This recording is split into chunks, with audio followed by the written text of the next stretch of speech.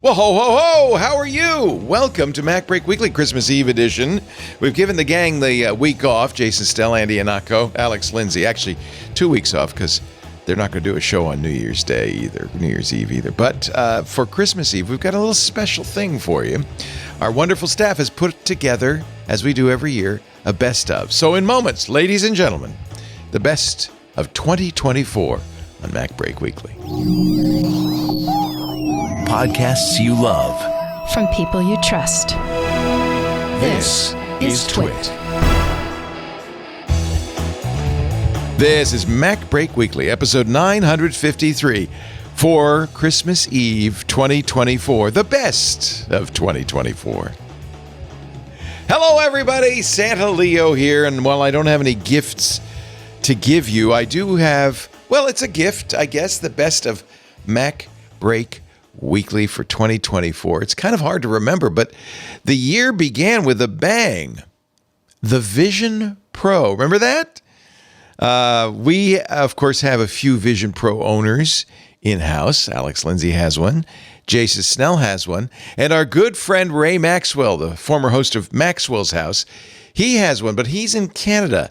And that caused a few little issues. Watch. Well, let me start with you, Jason, since you're actually an avatar and probably aren't going to last too no, long. I don't think so. I don't think so. One segment only, unless I'm visiting my mom, in which case this may be what you get from now on. And when I'm traveling, I don't know. We'll see. I can't attach my good microphone to it, so... You sound fine. Also, like Doctor Strange, it's hard to maintain your corporal presence on this mortal plane. So you could fade out at any moment. Yeah. He's gonna. One thing you don't know about this that's actually interesting is the camera angle is based on where the window is, the zoom window. So if I move the window, it's like there's a crane shot is going on, which is pretty wild. Although the background doesn't move, so note to zoom. You gotta work on that one. But it is everything that I expected it to be, which is uncanny and yet also kind of amazing that with a quick capture, you're a character in a 3D, like a Grand Theft Auto or something like that. Like, the tech is pretty amazing, but at the same time, it's also a little weird. When you're in a FaceTime with somebody else who's wearing one of these things, the context, it's actually, it all kind of starts to feel a little bit better because you hear their voice and you're in the context of it. But there's no doubt I would not call my mom with my digital persona. That would be weird. There's a couple of things. You look a little bit like Bobby Hill from King of the Hill. You look a little bit like Tim Cook. You look like a thumb with your face painted on it. That's part of the problem. Yeah. There's definitely a depth problem where I've been saying it's like a brick. Like, there are ears back there, sort of, but really it's a face shape with your face put on the front of it. Yeah. Also, hair is a problem. You see, people who have short hair, they're kind of in there, and that's okay. But like Justine had her hair down, and it's like, no, there's just sort of a charcoal smudge that doesn't really rotate correctly. And also, I've heard from a couple of people who say, I was so excited to get this working, I didn't bother to shave, I didn't bother to fix my hair, and now my avatar is stuck looking like I've just been awake all night waiting to sign for my package. Change. You could do a new avatar. Actually, to be fair, it's not stuck. In fact, that's I think one of the brilliant things about this is if you're somebody who, whether it's your haircut or getting or primping or putting on makeup or whatever, you do your capture then, and then that's your face until you want to recapture it. You can't save more than one, but that gives you the ability to sort of be locked in as whoever you want to be, and then don't take a shower before you're on a podcast.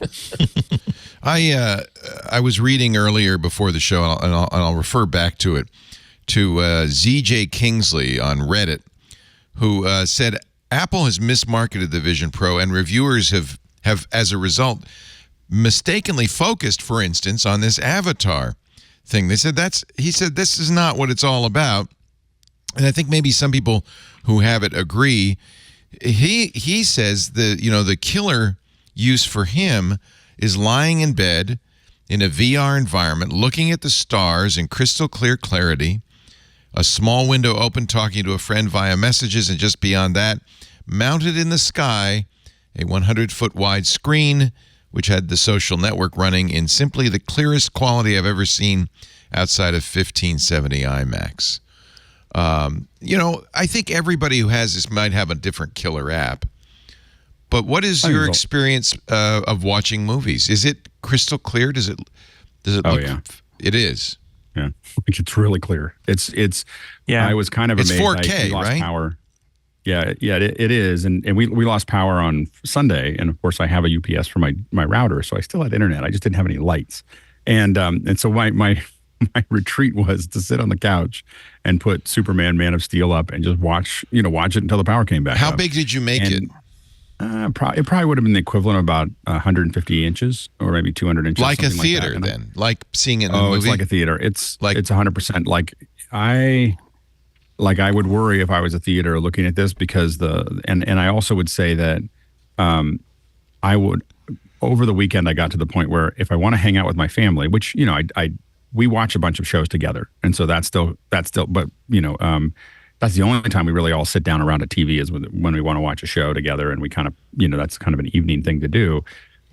Obviously I'm going to still do that with them. But if I don't think I would ever again sit down to watch once YouTube TV, which isn't out yet for the YouTube headset. says it's on their YouTube. roadmap, by the way, which is YouTube good news. TV is not. Yeah. Oh, not hasn't YouTube been. TV. YouTube is. Yeah. It asks you to put in a number, but there's no like where do I find that number? It says your device will share this number, and I'm like, I don't know where that would be. Yeah. So it's not there yet. But as soon as YouTube TV comes on, I don't see myself ever sitting in front of my TV again to just watch a show, unless I was eating. Like if I was eating, I don't think I eat with a headset on.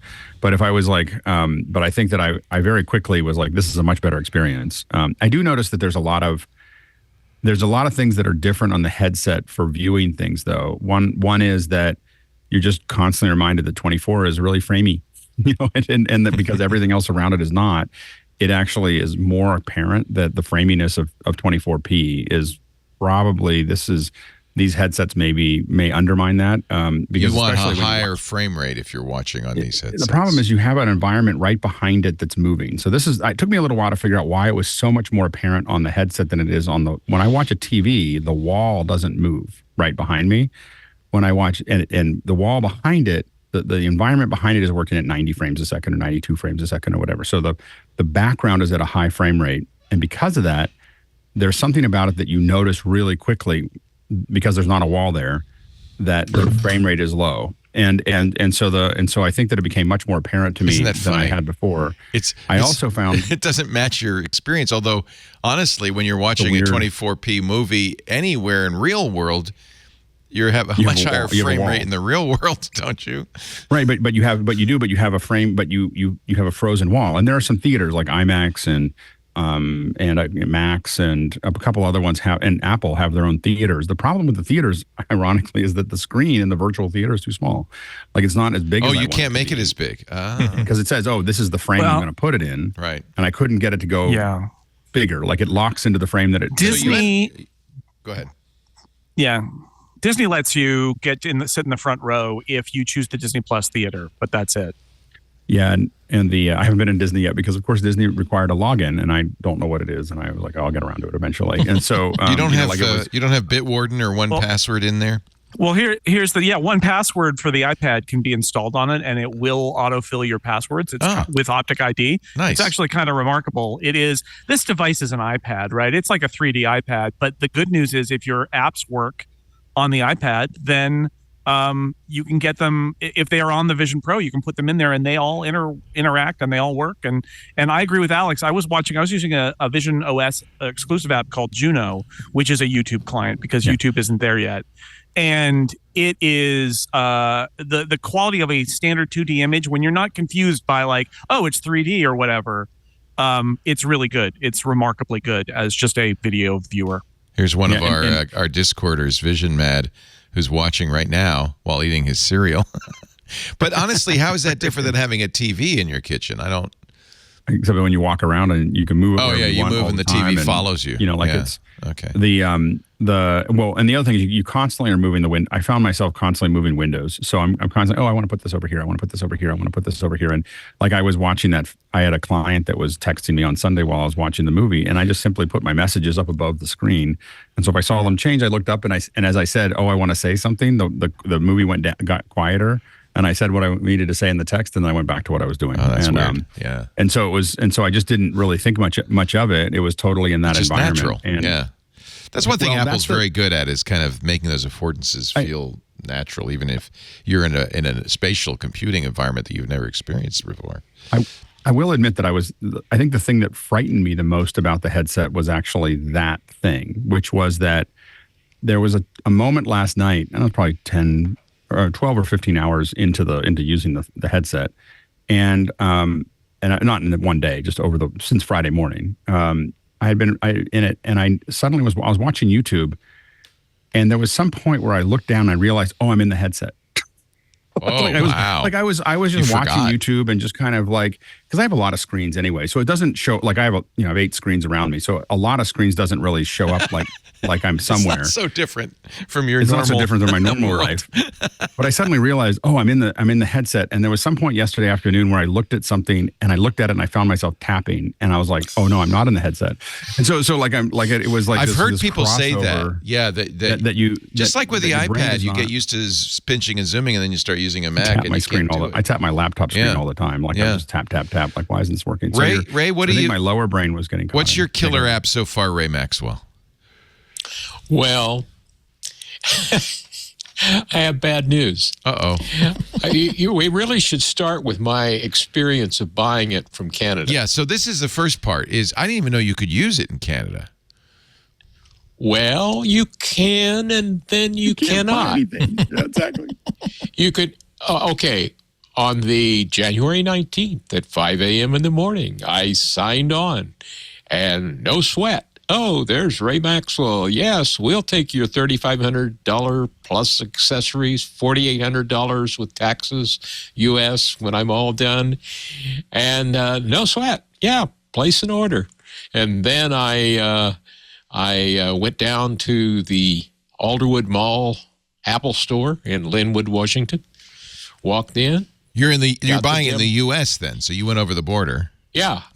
Well, here's the thing. Apple has to understand that 90% of the population of Canada lives within 200 miles of the border. Right. It's not unusual to go. Yeah. We cross-border shop all the time. Right. Okay.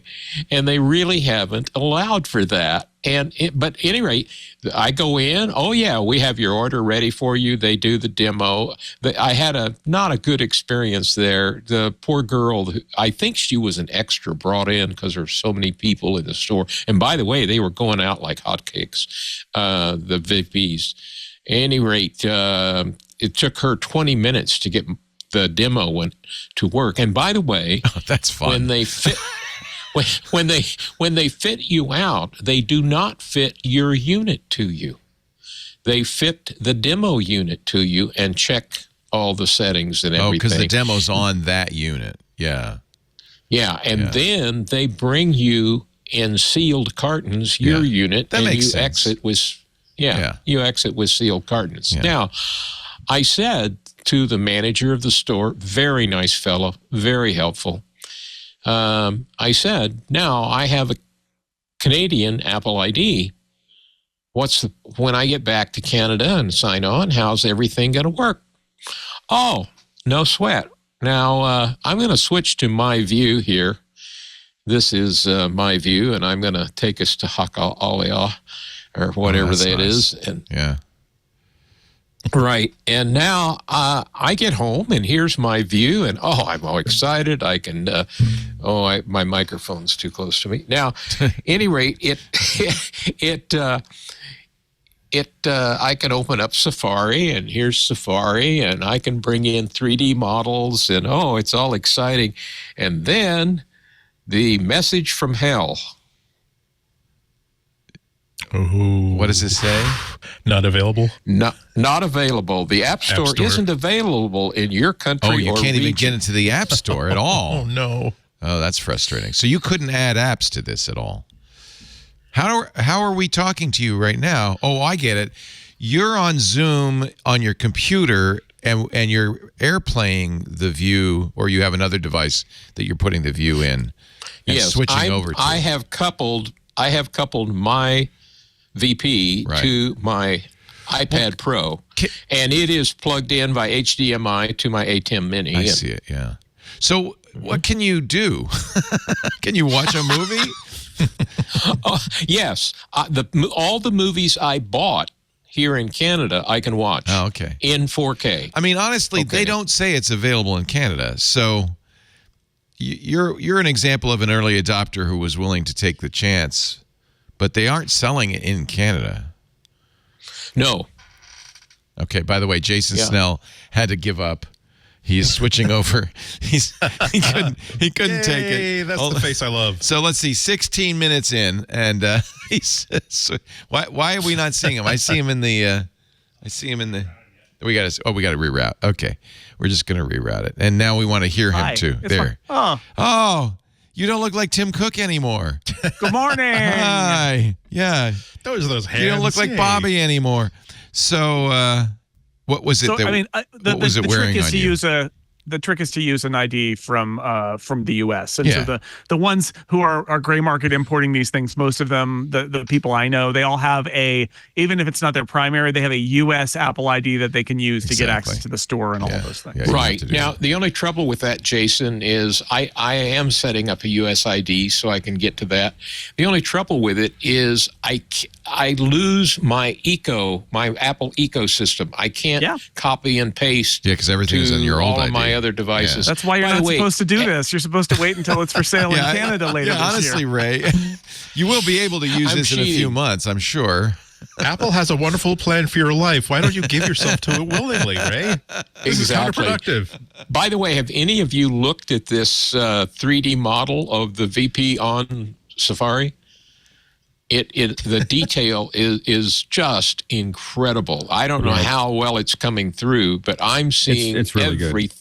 I'm seeing every thread in the fabric. I think that one of the things we're going to see is we see a lot of 3D that's in there, and a lot of it doesn't look good. But one thing that I will say is that if you look at some of the things that are actually doing the full resolution it's not the headset that can't do the high quality 3D. It's the fact that the developers or whoever's building it just didn't go through that much trouble. It's a lot of trouble. Like what Apple did for that one is a lot of trouble to get to that level of quality, and people haven't spent that time yet. They will. They will, now that they know that there'll be people looking at it in that kind of quality. And I should, by the way, just so we don't besmirch the Vision Pro, Jason, it wasn't the Vision Pro that we were tiring of. It was just that Zoom was kind of... I think the Zoom app on Vision OS it's kind of iffy. I had some sound problems. I had some lag problems. I was having some frame skips where you guys would pause and then jump, and I'd lose some of it. And it is also on a Wi-Fi connection when I use a wired connection when we're doing the show. So there's a bunch of different stuff going on there.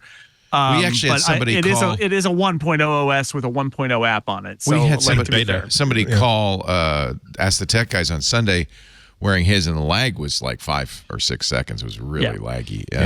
So that's they'll fix that. There are a lot of interesting. I thought there were a lot of interesting like choices that Apple made. Like on the one hand, it's cool that like when you're using your persona, wherever you're, Jason, you mentioned this earlier, that wherever you're looking is wherever you're looking relative to the window that owns the camera, like so the zoom window, that's where it puts your avatar looking. On the other hand, is there a setting so you can simply say, look, I just make it look as though I'm always looking directly at the camera? No.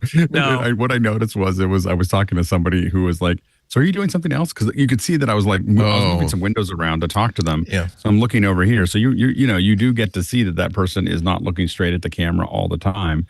It's not like turning it off. It was definitely clear. Also, nothing says 1.0 operating system. Like, is there a setting to take it from the default to do something else? And going, no, they're not at the part where there are settings for. I mean, there's like iOS settings, but that's when. I mean, we've all been there. Using a 1.0 operating system, there's this just like flavor, this smell of it, which is just like, it's new car smell, but also you get that moment where you get to the edge and you're like, oh, are there options? And the answer is nope. There's a question mark. There's a cloud with a, it's a mystery about what that option will eventually be, but it's a 1.0. I get it. Occasionally you get into apps and you're like, how do I get out of here? And like, I don't know. Hello? I'm like, and do I press a button? I did learn how to force quit, which is the whole both button down. That's ugly. Yikes. And the funny thing is that I was like, it was, but and it's not so much Apple. These are app developers who just aren't putting the hooks where we want them, so they're building this thing. So you get into their app and then and you can tap on it and get it, but then you're like, how do I actually turn that off? Because what'll happen is you'll click on it, the apps will come forward, and then you realize that other app that you left to go into the apps, it's still out there. It's like it's still opened over there, like doing its thing. And so you kind of get used to that. The App Store, by the way, if you download it and you're having any trouble downloading apps, the update fixes it. So there was an issue that I was having where on the 1.0, I just got to a point where it would just look like it was trying to download apps. And I just went to app. And then when I ran the update to 1.1 or whatever, it fixed it. But there was a point where I couldn't download anything yesterday to make that happen. And so, but again, some rough edges. But again, what I was surprised at was how long, like I have most of the headsets and I've been using some version of a headset on and off for 25 years. And, I was surprised at how long my sessions were. Like I was losing track of time. Like I was there and I was like doing things, and mostly, obviously it's new. So I'm like watching some movies and I'm trying some 3D things out and I'm downloading apps and I'm opening things up and playing with them and everything else. But it was very comfortable to be there for, I don't think I did any session that was less than like 90 minutes. I put them on every once in a while to set something up. But it was like, I was there for a long time and I didn't think about the time while I was there. That was the interesting thing. Yeah, I agree. I was one of my big open questions with this thing was, could you wear it for any amount of time? And I had two different experiences. In June last year, they put a weird thing that is not available as a band, where it was like the soft part, but also the head strap, and it hurt my forehead the whole time. And then a couple weeks ago, I did a half an hour, and they just did the dual band, and it felt just fine. And so the mystery was like, what is this going to be like? And the answer was, I got it. It comes with the solo loop attached. I put it on my face. I got that exact same headache right in my forehead that I got last June.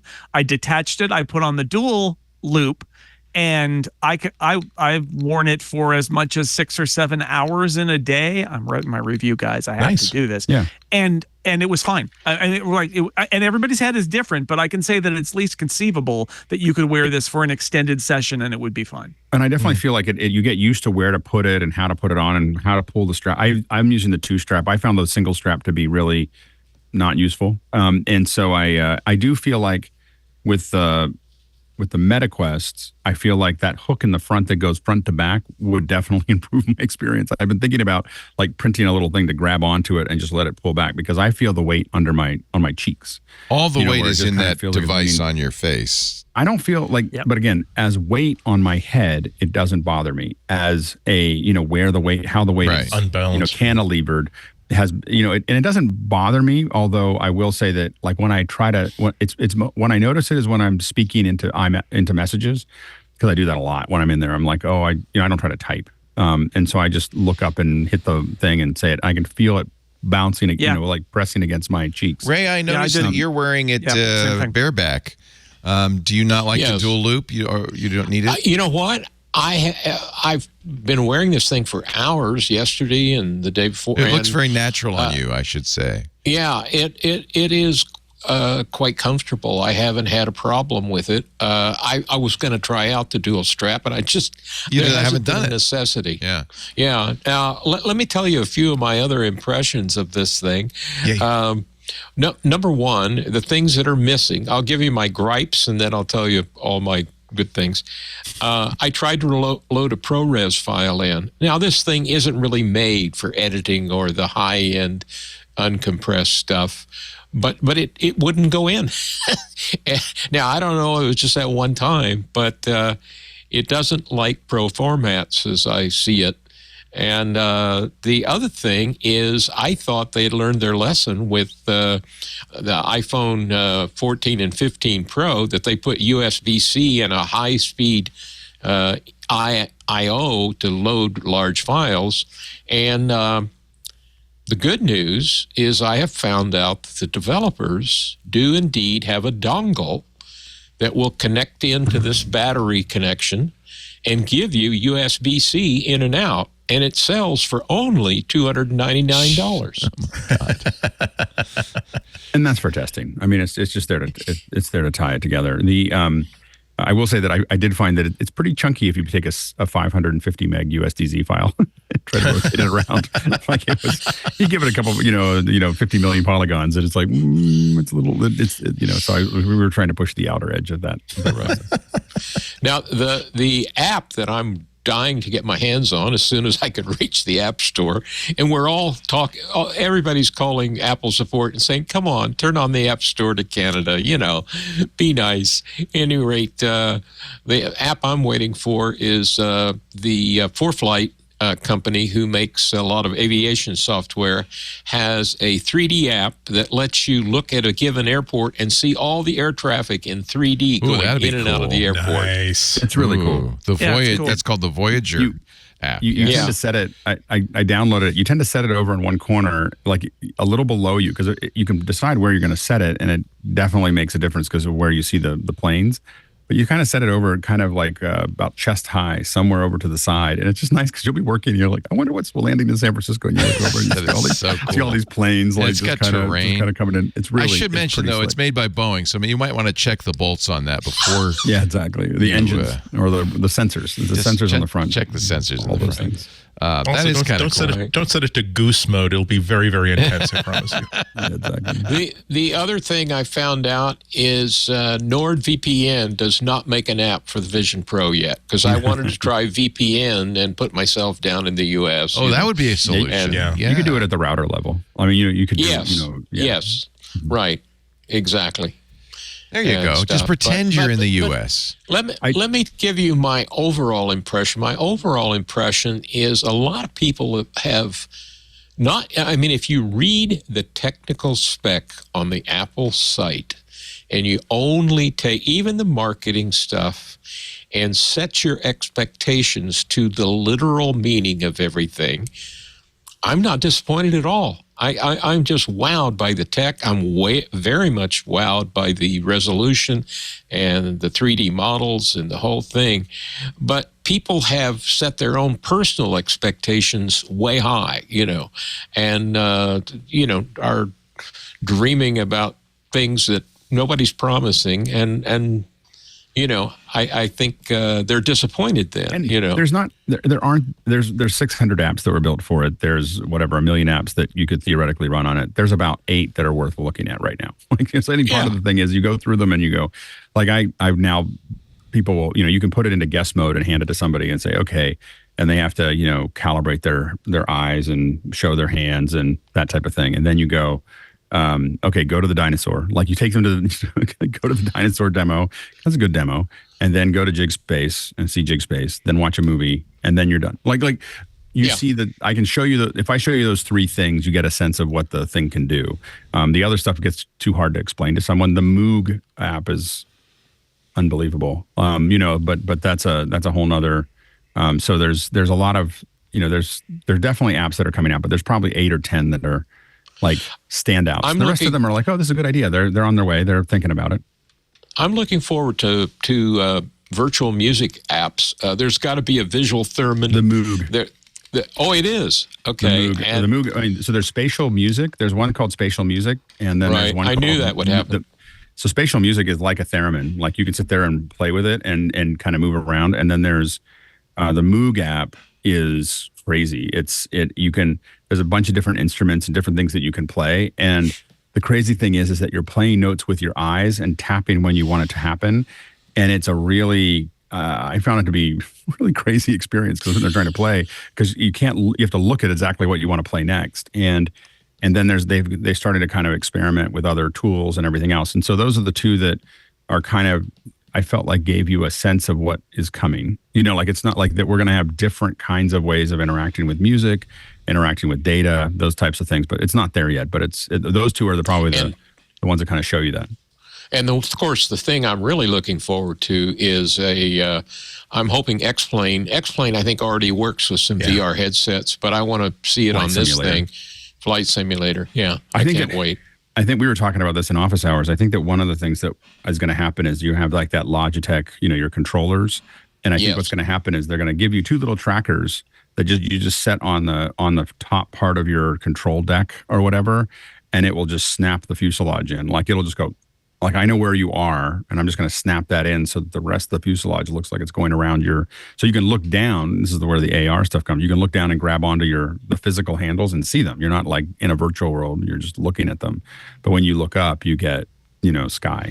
How about really how about 360 video? I have a bunch of stuff I shot in Rome on the Insta 360. Is there any way to look at that in the Vision Pro? I can do it in Quest 3, obviously, but you need an app, and there are some apps. There's one app that is in the App Store. I'm not going to name it because it doesn't really work yet, but I have no doubt that there will be apps to support all of those formats. Rico will do it. Apple doesn't seem to be supporting it, which I'm actually a little disappointed by, because they made that statement to somebody saying, oh, it doesn't meet our standards, blah, blah, blah. But the truth is, if you shoot with one of these 360 cameras or 180 cameras, it's not going to be 3D, but it still could look really good. I think it'd be great. I'd be able to look around and see what see everything I... Yeah. And the panoramas, which are also 2D, panoramas are spectacular. Amazing. They look better than panoramas. I understand now why they put that feature in there. They look so good. Yeah, Geezer when Nerd you're in a 3D space. in our Discord is saying, I took a pano from my hotel balcony in Barcelona a few weeks ago, and it did not disappoint when I opened it in the Vision Pro. Super detailed, excellent unwrapping of the geometry to make it look realistic. Yes, I have a pano of my living room. What I am impressed with is I can take my iPhone 15 Pro Max and I shot a little 3D video while the gal was demoing the thing to me. And playing that back, the resolution and the surround sound of being at the Apple Store was incredible.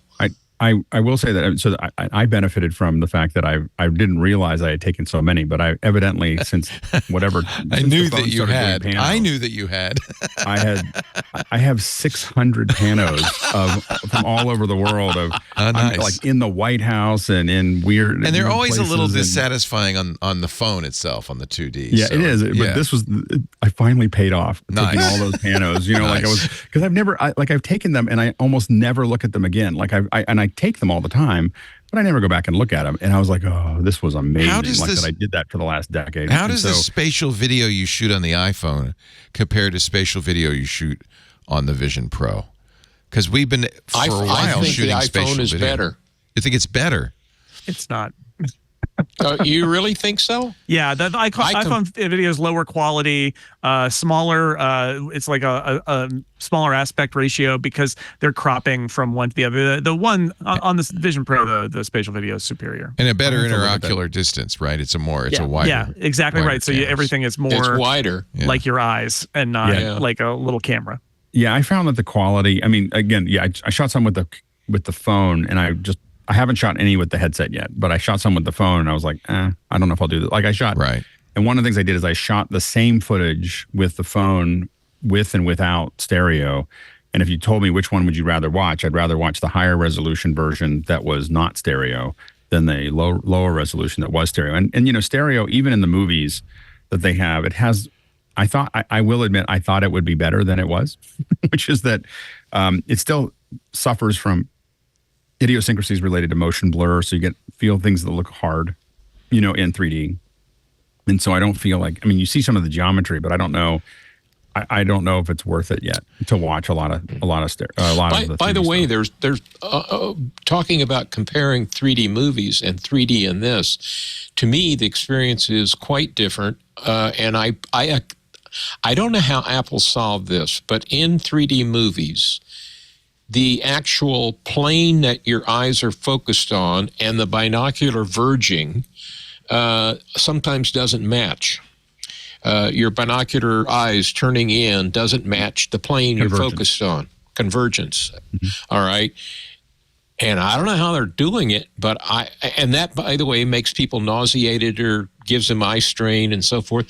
I don't get that at all in watching 3D things in this. I definitely didn't get it at all. I think that the only thing that I was really conscious to was low frame rate and hard edges around things. I felt like the 3D niche of it was good. I just felt like it was like, now I will say that hidden in Apple Music, Apple, as this post that we were talking about at first, they definitely buried some of the story. So hidden in music, there's an Alicia Keys video of her doing a concert, which it looks like they probably shot with a Canon R5, 4 of them. So they shot. It's a 180 video experience of Alicia Keys. It's in the TV app. Is it in the TV app? Oh, I didn't see it's it in their the TV it's app. in their immersive performances list or immersive video list in the TV app with the Alicia Keys thing where they try to mask out where the cameras are, but you can look like spot them. speakers. They're in little white kiosks. Yeah. And she walks around and I guess I would say that I thought it was a great example of what might be coming. And given that Apple bought NextVR, I have a feeling we're going to see a lot more of this, not less. It is much more compelling than a lot of the 3D movies is to see this 180 stereo. Oh, man. Yes. It was, and I'll tell you the thing that I think that what they missed there, and again, I've done a lot of this, and so we've kind of gotten into this habit. What they really should have done there is take the rest of the band out of there, let her play the piano, and have her just play to you and just sing to you. There's moments where she looks right at the camera, and it's very compelling, and I think that this idea of putting too much around them, you end up in a more observer status than a presence status when you start changing the cameras. And I think that that's what, and so I think that I don't think you need a lot of cameras to make this work. And I think that you can build that out. And we've done a lot of testing in this area. So I think that was the only thing it felt a little Apple overproduced, the typical, like, we spent all the money on it. I think it was a good choice. I see what you're saying. There is a real question philosophically about whether you want to be a fly on the wall or whether you want it to feel directed, right? Does the camera move? Are there multiple camera angles and all of that? And the Alicia Keys video, while it is spectacular, but it is also a choice. And there's some questions about spatial audio, right? When you change your location by switching cameras, does the audio shift? Does it stay the same? How does it affect the soundscape? But I will say one of the things that struck me in the Alicia Keys video, and this is about how our brains work, is that when she is singing at the very beginning, she is looking right into that camera, and it is like she's singing to me. Yeah. And so that... good. Some people in our Discord said they didn't like it. So good. I didn't like it. I was like, no, Alicia Keys, I am an intruder. I don't deserve to be here. Yeah. Sing to someone else and just let me watch. And I think that is a brain thing. That's a human brain thing. Yeah. It's a little creepy, but you will get used to it, and soon you will fall in love. It's just different, right? Well, and different people are going to react differently. But a lot of people in the Discord did not like it. I'm actually amazed how many people in our club have Vision Pros. I think we're going to have to do a lot more Vision Pro coverage. I'm not surprised either. I admit, we talked about Vision Pro on Office Hours this morning. It's the most viewed non-WWDC show we've ever done. Yeah. It was definitely We're going to take a break, Ray. Personas. I want to give you a last chance before we go into the break and we let you go because you are in Canada. Can you see the Alicia Keys thing, for instance? Can you download that? Can you do some of these? Oh, one of the disappointments is I thought when I got home and unpacked my thing that the whole demo thing that I saw would be available to me. Oh, the demo's not. It isn't. Yeah. It is. No. It is. It is. If you go, so if you're maybe not in Canada, I can't speak to that. But if you're in the U.S. and you wonder about that demo, it's hard to find. You have to go open the TV app. You have to go to the search tab, and then without searching, it provides a bunch of suggestions, and one of them is a bunch of spatial suggestions, and the last one of those is the demo reel, which does include, somebody was asking in the Discord, are those series? And they are those videos where they're like, performance episode 1 and dinosaurs episode 1. Those all, and the immersion adventure episode 1 with the woman in the fjord. Those there are clips from things that we haven't seen yet that are in that demo video, and you can watch it. What do you think fiction TV will do in this? Will there be a Sopranos or a Succession for Vision Pro that will transform the way we see television? My guess is webisodes because it's experimental, like Alex said, right? Our vision of movies and TV involves a point of view, a director, mixage montage, right? Cuts and zooms and all sorts of stuff that you learned about in film school if you went to film school. But that is that the best format for immersion? You listen to Alex and he would say, you kind of don't want that. You kind of want to to let people be in the environment, which is why I feel like at least at the start, it's going to be more like webisodes. There's a rumor that they did a bunch of behind the scenes stuff for the Godzilla show on Apple TV Plus. So that's what I think is going to happen first is people are going to like do that. And then maybe the next step is a sort of like, those Christopher Nolan movies where there are selected scenes in IMAX where there'll be things like that too. But I feel like we're in experimental mode. Alex, what do you think? I agree. And I think that the behind the scenes is going to be very compelling. I think that when I think about what I think will happen first, and I have no idea, but the Matrix the White Rabbit version, if anyone remembers the old DVD, there was a White Rabbit, you turn it on, the White Rabbit version of the Matrix.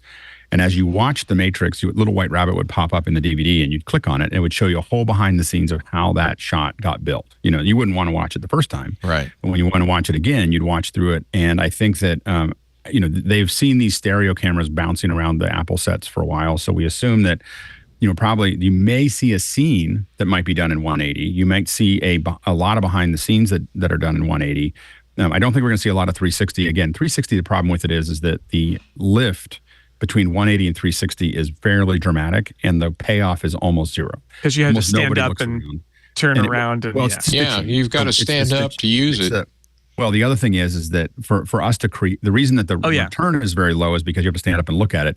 The reason that we don't like to do it is because we have to now clean up everything. Yeah, you have to hide. A movie set is a proscenium. You never have the stuff behind the camera visible.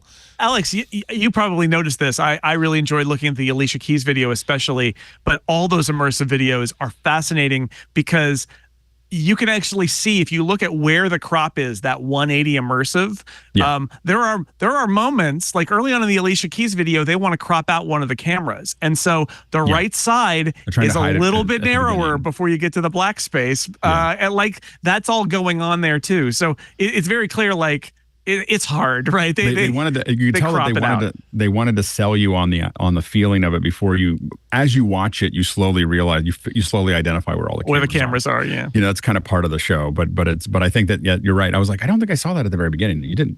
So it was, but I do think that you're going to see a lot of experimental. I think for music, for performance, and everything else, this is going to be. A lot of people talking about sports being perfect for sports. Yeah, we talked about that. It looks so good. That demo, one of the reasons to watch that demo video is because it does have a couple of sports clips in it. Courtside with the Warriors would be pretty amazing. Yeah. Wouldn't it though? Yeah. So the question is like, what are the rights issues? However, Disney is Apple partner and they have ESPN. The NBA app is on there on day one. Yeah, I think NBA sees the value. Max is an NBA partner, and the Max app is there on day one. So there's lots of options. Because you're an F1 fan, you'll get this. There is an F1 viewer program from my Mac that lets me see F1 TV. Their own video feed has every driver's view. It has all sorts of data views. It has, of course, the race view, but it also has, it's 20 screens if you open them all. I would love to have that. And watch F1 races, and that would be amazing. I definitely think for sports, you're going to have the ability to open up a couple windows, eventually. These are fixed windows that you can always open up, and you can throw bits over here or multiple games. Like I think with MLS, we're going to see a lot of the refinement of this, where I can have 4 or 5 games up, and I can look at one and tap my fingers and hear the audio, and look at another one, tap my fingers and hear that audio, and I can, possibly. And I do think that you'll have what we found with 360, at least with soccer, was that you generally wanted to experience a moment in 360, but you didn't want to watch the whole game that way because there's a lot of cut. There's a reason there's a lot of cameras there. Right. And so you still want to see the cut, but you also want to, like, it'd be really great to be standing on the pylon or right behind the pylon, right when someone is diving over the goal line or something like that in football. Those are the kind of thing, but you only want to be there for the moment that it happened or right after it happened, not the rest of the game. Despite James Cameron's advocacy and support, 3D did not really happen in movies, and it really didn't happen at home on the TV set. Is this going to bring 3D back? I think you'll see more 3D production. I know a lot of people who own the James Cameron did it right, and so that everyone loved it, and then everyone else did it very badly, and so everyone burned out of it really quickly. If you're cutting people out and putting them on little cardboard planes, then people aren't going to enjoy it. The reason that Avatar made us see that 3D was a future was because he actually shot it in 3D. So a lot of the movies that are just kind of fake 3D are probably not going to, that model isn't really going to work. But I do know that everybody who's got 3D rigs back from the last wave of 3D are all dusting them off and trying to make sure that they can run and everything else. These are like $60,000 rigs that need to be turned back on again. And they were selling for $5,000. Like I could have bought 3 of these like 2 years ago for $5,000 each. Like just almost a hunk of metal. And so there's a lot of people are going back into that. I don't know, to be honest, if 16:9 3D is really going to be the future. I think that there's a lot that's going to go on with the 180 stereo. And so I think that that's going to be a really interesting thing. I also, watching on the headset, and this won't change the way people make movies, I do find that the wider the screen, the less quality of the experience for me as a viewer. So the IMAX 143 or even 1:1s, which is, I think you get 1:1 when you shoot with the headset. But that more squarish, when I was, and I noticed it because I put on the Wizard of Oz, which is a 133, I think. And I put Wizard of Oz on. I was like, wow, it looks really, really good. And then I put something on that was like 235, and you have to zoom it back so that you can see everything. And so now you just feel like you got a lot less, like as an experience. And so because the headset does have a limited field of view, that you notice that limited field of view on a widescreen video that more than you see it in a squarish experience. Yeah. And Casablanca so I think on Max looked really great, actually. Yeah. One of the nice things is you get out of the box and the movies are just whatever shape they are. Yeah, they're no letterbox. So what felt less, you felt like you were being pillared. Yeah. Now you can zoom it up more, and it actually feels bigger and better in a lot of ways in that more squarish format. Ray, we're going to take a break. I want to give you a final thought before we go to the break, because I don't want to keep you here forever. Okay. He's sweating right into that thing, and I. No, I'm very comfortable. Yeah. How many hours have you spent in it so far? You think? Oh, I've spent 3 or 4 hours in it, and didn't find it uncomfortable. I sat on FaceTime with a friend of mine went down with me, another Canadian, and picked up his, and we've been sharing our experience. By the way, lest you feel too sorry for me, everything that's on Apple TV that I had access to before I went down there, I have access to in my Vision Pro. So that's good. All the TV shows and movies and so forth, I have been viewing those in this. And I have to say, I think this is the best 3D experience I've had. What do you think, Alex, 100%. For viewing? No, 100% best viewing, best 3D. And we always knew that headsets were going to be a better viewing experience. I think that the problem with the Quest was just resolution. And so the resolution has been solved on this one. And so it's definitely the best 3D viewing experience that I've had. I think that, again, I think that what we're going to start to see is increased frame rate. So that as the frame rate goes up, and I was talking to someone else about it, and I didn't really think about it from a gamer's perspective, but they said, the older folks generating content, or the people who've been doing it for a long time, are really into 24p, but the gamers, the next generation, are gamers, and they want to see 144, they want to see 120, they want to see high frame rate, and they don't want to see 24. And so there's a pretty strong push, I think, for there's rumors I wonder that why a lot Apple of the production requests are 8K 120. I wonder why Apple didn't make this just a screen and have, since you're already tethered to a battery, why not just put the whole computing device separately? You could make a much more powerful computing device.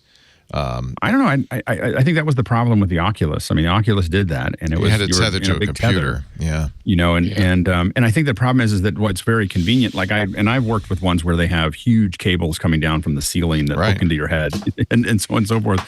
And it's cool. And some of them had a lot of performance. They had Onyxes running them, and all. Yeah, that was my first experience, and that was in the early '90s. Yeah, exactly. And so but I think that, again, for me to be able to walk over to my living room, sit down and watch so something. Mobility is important. It is. Be able to lie down and walk around. Yeah. And if I want to go that.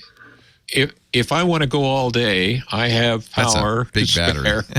I have this for my Blackmagic 6K Pro. Well, I can plug it in and go all day. I have clipped this on my belt. It has a belt clip. As long as you have power delivery. I think the wattage that the adapter that comes with it is, I think, 30. So anything that can deliver, which PD absolutely can do. Right. So anything that can deliver full power to it. And it doesn't even need to be full power because you're powering the battery. Trickling it up. So even if you had 10 watts, it would just slow. The battery would just slow the. Yeah. It would last for 5 hours instead of 2 or whatever. Yeah. Anyway, I am not disappointed. I am wowed by it. I'm having a lot of fun playing with it, playing with my friend who got one. And thank you for having me on today, Leo, and the rest of the team here. And I am enjoying it, and stay in touch. Always love having you on, Ray. You're the greatest. You never have anything to plug. You still doing photography? Are you going to change how you do photography with this in mind?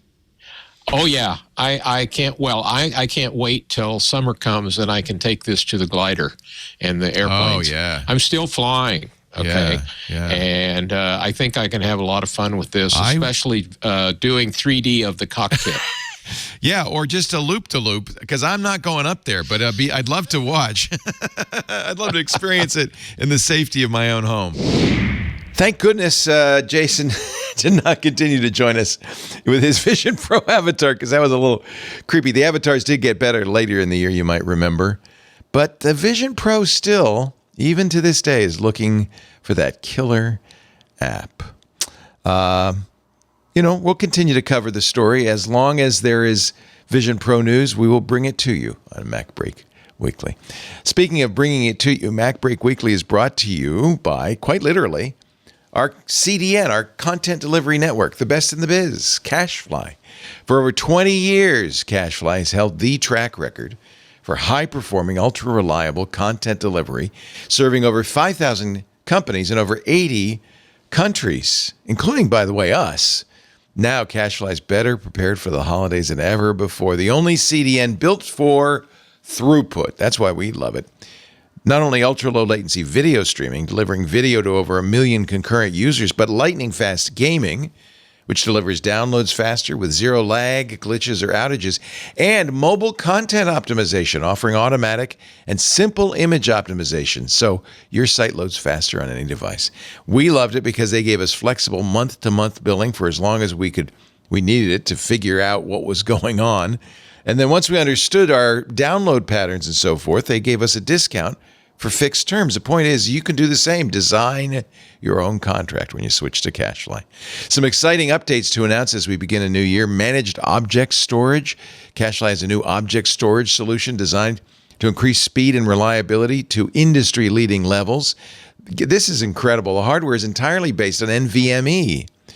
So it's particularly suited to users with large numbers of small objects, still completely S3 compatible, so it easily integrates into your CacheFly MOS, S3, or any other tool set you've designed. And CacheFly, I love them for this. No egress or ingress costs. You're just getting a flat volume fee. They've also opened this year a new POP in Austria, in the capital city, Vienna. Perfect for New Year's Eve, right? A New Year's Eve in old Vienna. Central Europe is going to see significant improvements in latency and average transfer speed. And if you are a CacheFly reseller, you'll like some of the new features they've added to your portal. You can now be classified as a reseller, which means you can have numerous full accounts under your reseller account, each of which operate independently, but billing is still centralized. CacheFly, it's the best. They reach out, they give their customers stuff that really matters, including us. We're really happy with CacheFly. Rich media content up to 158% faster than other major CDNs.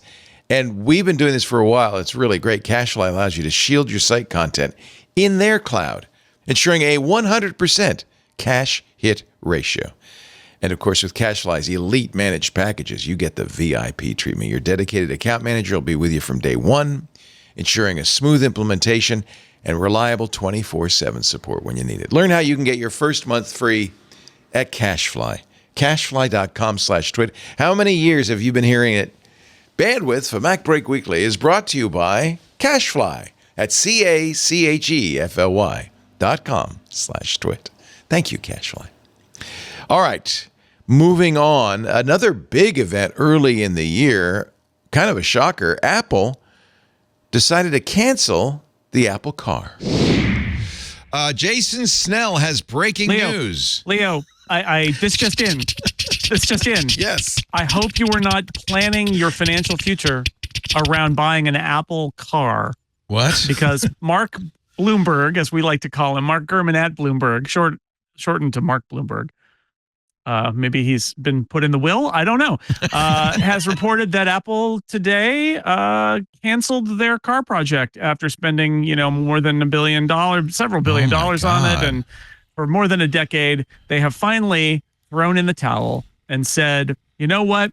We could probably use these resources better on places that are relevant to our core products and where we're behind, maybe like generative AI. But and they do have a bunch of people working on machine learning stuff because they were trying to build, automated self-driving cars that they then started backing off of. And as Gurman reported, I think a month ago, they really were at a point where they were trying to basically make or break. Is this going to be a product, and let's run the numbers, and when can we release a product, and what can we make? And it sounds like their analysis was, I got to be honest here, what all of our analysis has been for the last 5 years, which is that it doesn't really make sense and they shouldn't do it. So they have killed that project. Mark says Apple made the disclosure internally today. Didn't take long for him to get the memo. Just surprising, the nearly 2,000 employees working on the project said the people who asked not to be identified because the announcement wasn't public at the time. The decision was shared by Chief Operating Officer Jeff Williams, Kevin Lynch, Vice President in charge of the effort. They're going to wind it down. As you said, employees may move to the AI division. There are 2,000 people, several hundred hardware engineers and car designers. I don't know if they'll... Elon is probably hiring across town. Maybe that's where they'll end up. They often seem to end up over there at Tesla. I'm disappointed. A lot of them end up at the core car, the traditional automakers too, right, because they want that talent. Yeah. Well, not only that, but at Apple for a while. Not only that, but they might be sending that talent back where they started. One of the few things that got me thinking that maybe they've got something they're committed to was that from the beginning all the way to just a few years ago, they were hiring people like top executives with amazing careers away from BMW, away from Mercedes, away from like major car makers, not Apple people who were gone into cars, but hey, why don't you leave the stable job at one of the best motorworks known to mankind and come to work for a company that has not even officially committed to making a car? And it always made me thought that whatever that pitch deck was, it must have been something incredible. So I wonder what those executives are thinking about right now. Again, if anything, their foray into Apple probably made them more valuable because they can now, I'm sure they signed lots of stuff, but you can't make them forget discussions that they were having with Apple about like what a platform needs to be. So now they can bring all that expertise from the consumer electronics and back into BMW, back into GM, back into, God forbid, Tesla. Oh, actually, they could use it maybe. So when you do the math on that 2,000, by the way, that's like conservatively $300 to $500 million a year. Think about how much they've been spending on this. Just the staff, and that's alone. Just the staff, and that's not everything else. So you're probably talking about at least $1 billion a year that they were spending on trying to figure this out, and they decided. Gurman at the end of this piece mentions that the board was also concerned about continuing to spend hundreds of millions of dollars a year on a project that may never see light of day. So yeah, we said I think here we've talked about this quite a bit, and I think what's happened is as time has gone on, I have gotten less and less enthusiastic about this idea because it feels like they had a moment, right? There was a moment where the major automakers were not really getting it. And Tesla was on the move, and it felt like Tesla was doing it right and nobody else got it. And there was a place for another technology company like Apple to come in and insert itself. But boy, it feels like that time passed like 5 years ago, and everybody else has sort of gotten on board with more electronics and with moving toward electric, and other companies like Rivian have kind of come up in the meantime too. And like now you think, what could Apple contribute to the auto industry in 2030?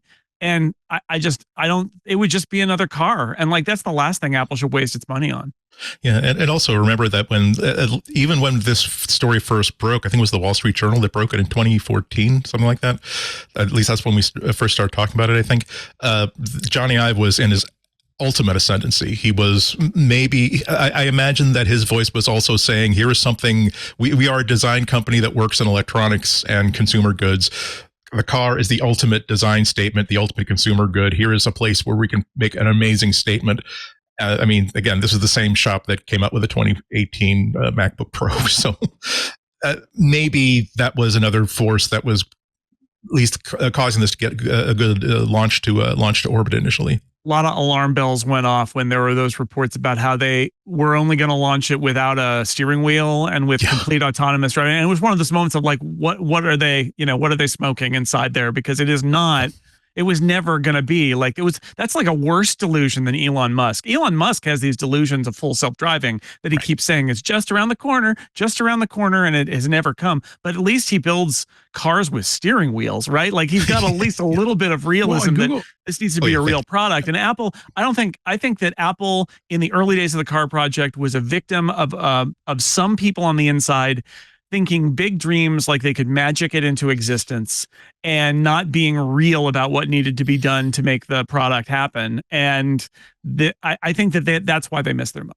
And I think that when you take away the steering wheel, it forces you to solve the last mile. And that is just the most brutal last mile. I think that most of us would be really happy if you just solved the highway. Like if you just said, this is always going to work on a highway, I would be all in. But there's so many vagaries once you get off a highway of all these weird intersections and things and people's driveways and all these other things that it becomes very difficult. And so taking away all ability to make that adjustment makes a really, really high cliff to go over. I think that's the challenge there. Don't go over a cliff. Don't do it. It's a bad car experience. I think Tesla has a patent on that technology. They're pretty litigious about that. When I was in Rwanda, this is the problem: is the maps think that there's things there. I was in Rwanda just blindly following Google Maps and came up to a cliff. And the water had washed away the road in between. But it was at night, and I almost went over it. And that's a human following that, not a machine doing it in kind of an unparalleled experience. And so, I do think that we're in like a chatbot AI and generative AI where we might have been like in 2013, 2014 with self-driving cars, where it was early enough in the game that nobody, I think, was 100% sure how easy or difficult this was.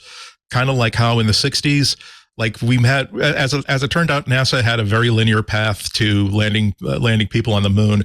But they had, when they committed in 1959, 1960, they weren't sure, could we make these engines work? In theory, it could work. We don't know. Can people live and work in space? Can they spend 2 weeks in microgravity? And as they went on, oh, great. No, it turns out this is easy. Turns out this is solvable. Turns out it was very linear. I think that in 2013, because so much investment and so much talk and research went into this, they were at that stage where we don't know if this is a linear set of problems that we can simply throw enough money and experience at and solve them, or whether we are going to at some point hit a brick wall that is insurmountable. And I think that there was a time when everyone realized that no, level two is a perfection zone. We might make it to level 3, but self-driving is a fantasy that requires a breakthrough that is unpredictable and unforeseeable. And I think that AI is in the same level right here, as we're seeing with, Gemini is getting all the punchlines right now, but it's true of every single like large scale project to create a very functional, useful AI. They're still struggling to figure out how do we make this thing so it's stable and doesn't wind up spitting out 2,000 words about how it is a god and you must bow down before it and honor no god before ChatGPT. Well, I think that also there's pre-COVID and post-COVID in the sense that when a big argument for self-driving is the commute. And when cities are 30%, with a 30% vacancy in downtown, it's not clear that commute is going to return at the same level again, or if it will remain. Like over time, more and more people, you saw this it jumped obviously during COVID, and then it backed up. People are coming back to the office, but I talked to people who were if they're being forced to go into the office, their LinkedIn is fresh and moving. Like they're looking for remote. They're not quitting, but they're looking for the next place that they go. And these are people that love their job, they love the people they work with, and they love the company they work for. And they're still looking at moving, because they don't want to drive. And so I think that the other thing is that the next generation, I mean, my kids are in no rush to get a license. It's hard to get, the next generation just isn't interested in cars, and so I think that that's the other thing is if you're not going to get this done in 10 years, they're not the market for the cars may be a lot smaller than it was, when you started doing the development. Yeah. It's just a different world too. I mean, not only there are issues with electric car sales sort of like slowing down, although I do think in the long run, electric cars, we're in a transition from electric to gas. There are some challenges there involving the marketing of the cars. You need cheaper electric cars and you need used electric cars. There's lots going on, and you really need a charging infrastructure that is for everybody, which has not happened yet. But I do think all the major automakers are they're on it now. They all have sophisticated computer systems that they're building that let you do lane guidance and if not full self-driving, some level of autonomy. And all of the little Silicon Valley secret sauce that was there is everywhere now. It's spread out everywhere. And it true also that this is a real not invented here moment, because Apple could have, I believe at one point Elon Musk wanted Apple to buy Tesla from him. Rivian was a startup that probably could have gotten sniped. There are some other, Lucid is a company out there that is very Apple-like, but is an electric car company that they could have probably gotten at some point. If they believed in this, they could have bought somebody, but I really think that in the end, they had this dream that they were going to make the car that nobody else could make, and then they hit reality. And so, at that point, you just walk away, I guess. Yeah.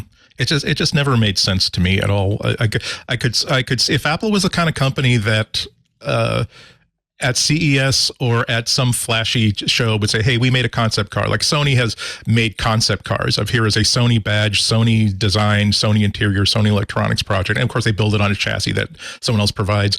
It would have been a very interesting design project. But of course Apple never does that. But when if we wished into existence an Apple car that was a functional, practical, wonderful car that hit all the buttons, you'd still wind up with, okay, Apple, but you're going to have to someone's going to have to service these things, and someone's going to have to sell these things. And it's not going to be the mall in Leominster. You're going to have a dealership. You're going to have people who know how to sell these things. And again, how much money do you think you can make off of every single copy of this car that you can get a hold of all the real estate you're going to have to acquire just to make this happen?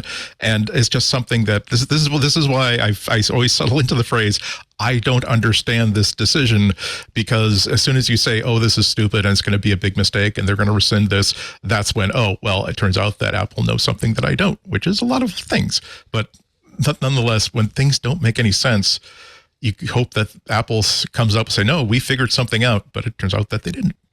How soon before we see the same memo on Vision Pro? No. 15 years. Yeah. No, I'm It took them serious. 10 years to do this with the car, right? They won't really, but they will, this is You mean the product is shipped?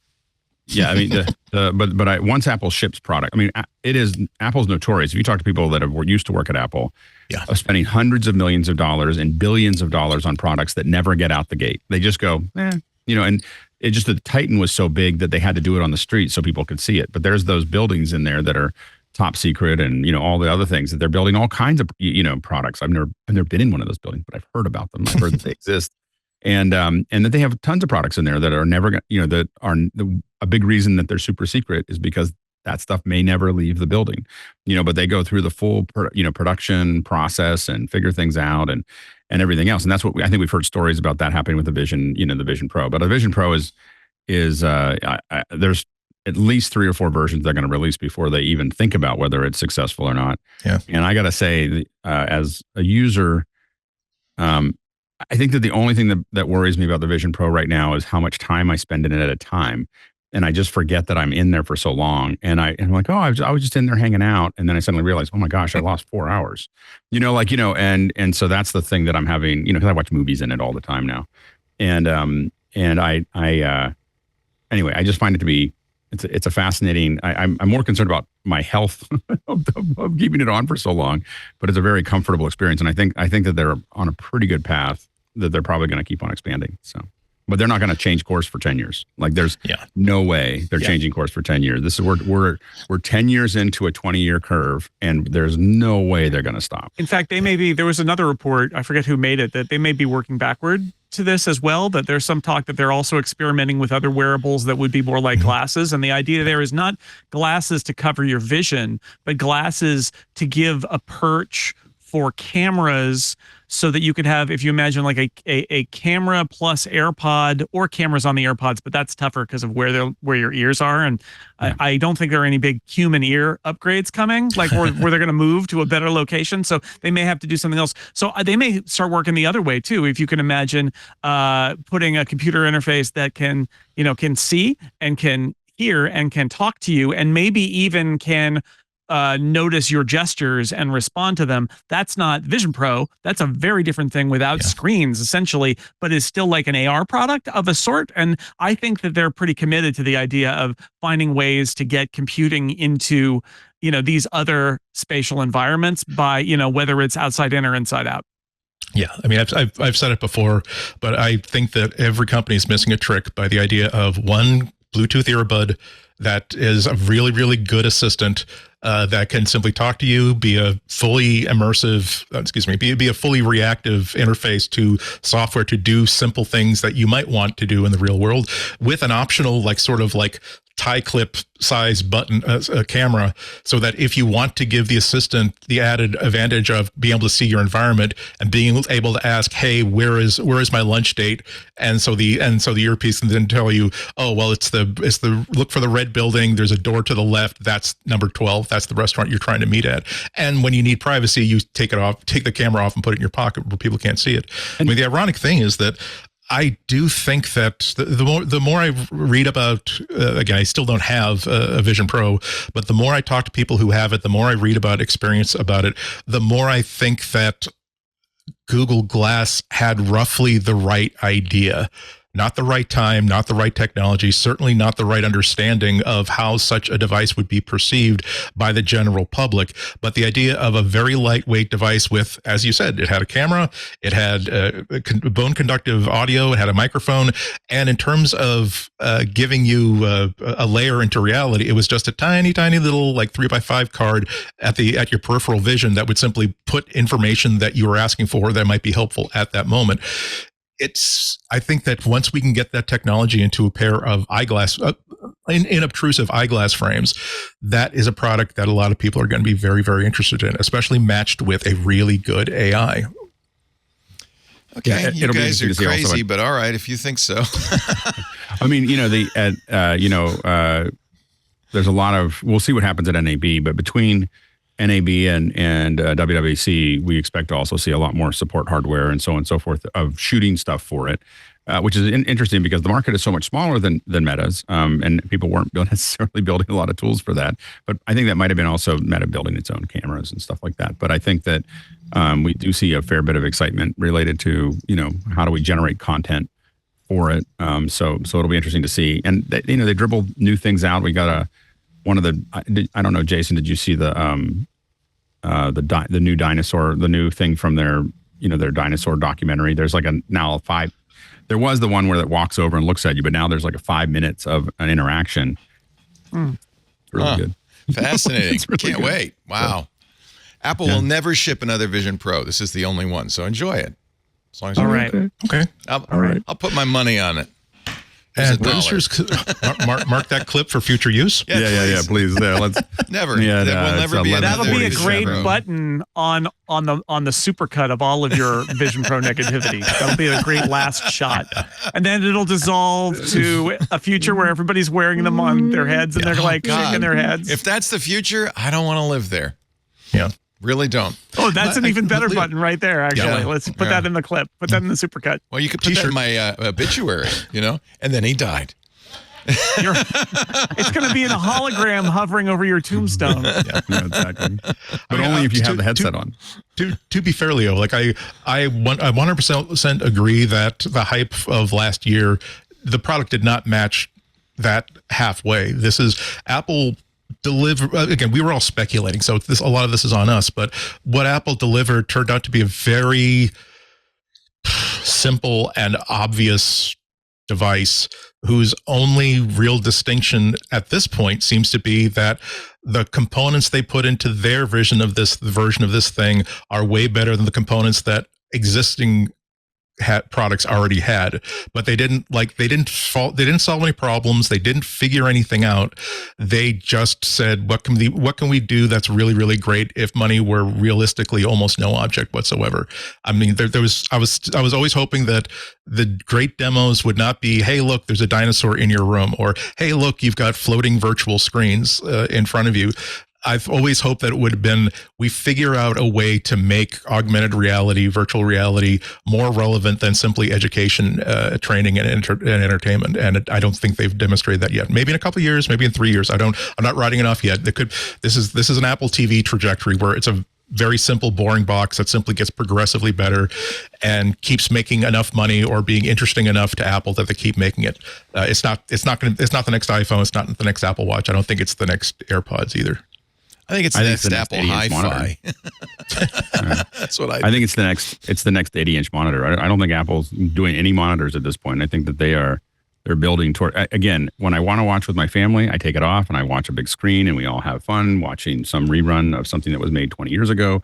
But when I'm actually watching movies, I just put this on because I'm getting to the point where I can tell what kind of film it was shot, because I see it so much sharper in the Apple TV than I see on my TV, and I think that's the thing that I'm getting used to, and it's kind of burning up my. I'm now shopping for a bigger screen for the family because the screen I have now is not keeping up with the Apple TV's movies. So, Apple has added quantum safe crypto to its iMessage.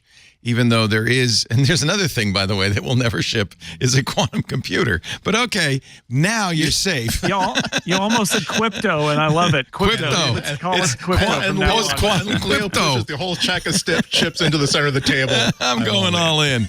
I think honestly it's more likely. It's going to be great for the editors because they don't need to consult through hundreds of episodes of MacBreak Weekly. They're going to get this here. One, and It's got all of Leo's pronouncements in it. It's great. Perfect. So, of course, as most of you know by now, Thursday morning, the Department of Justice and 18 state attorneys general from blue and red states. 15 plus DC. Yeah, 15 in DC. New York, New Jersey, California. It was a nice mix, I thought, of attorneys general sued Apple for violations of the Sherman Antitrust Act. The venue will be New Jersey, unless Apple convinces a judge not to make it New Jersey. The thinking being that's a positive place for the DOJ to go after antitrust. It's a court, a circuit that's very antitrust focused. The DOJ wrote a very nice 88-page, well-written, I thought, a complaint that read more like a novel than it did a legal pleading. But and I will say before we get to your opinions on the whole thing, that there's, and I think Steven Sinofsky kind of nailed it. Now, he's an interesting person to write about this since he was the genius behind Windows 8.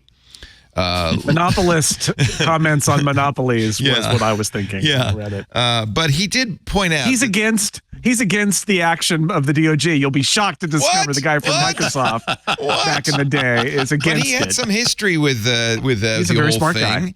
And so he had some interesting things to say. But the point that I wanted to extract from his blog piece was there really are kind of, he said, two parties. I'd say there's a spectrum going all the way from people who say big tech is evil and big tech needs to be regulated and broken up, and anything the government does in that regard is a good thing. And then there are, of course, on the absolute other end of the spectrum, there are the cult of, he called them the cult of, Cory Doctorow called them the cult of Macists. Cory likened them to a religious cult. He said, of course he did. Yeah. He said, the foundational tenet of the cult of Mac is that buying products from a $3 trillion company makes you members of an oppressed ethnic minority. And therefore, every criticism of that corporation is an ethnic slur. So that's the other side of the scale. Well, to be fair, Apple, like most major religions, doesn't pay taxes. Yes, so, right. I mean, no, 6 of one, half dozen the other. So there are the cult of Macists, there are the government regulationists, and I suspect all of us are probably somewhere in between the opposite ends of those of that spectrum. I've already expressed my opinion on TWiT on Sunday, so I'll hold back while I let you. I thought, Jason, you wrote a very good piece at 6 Colors about this. Thank you. My Thursday morning, I woke up to a push notification, read the 80 pages of legalese, and then sat at my mother's kitchen table and wrote 2,000 words about it. As you know, I was in Mexico, and Lisa pointed a camera at me, and she said, "Do a TikTok on what you think." I said, I am holding back my opinion until I hear from Andy, Alex, and Jason was my reaction. So, Jason, you said, while I am not a lawyer, by the way, INAL applies to this entire panel. We did have an attorney on Sunday. Kathy Gellis was here. You said, I've read all 88 pages. Good for you. And you said some of this is absurd. Apple is, for instance, not a monopoly. Yeah, I think this is the challenge is for a lot of us, and this is why I'm so disappointed in somebody. I mean, I kind of expect it from Cory Doctorow, but it's disappointing because it's such a lazy take to say, oh, they're occultists. There are those people out there who say Apple can do no wrong, but it's a straw man argument. There are a lot of people.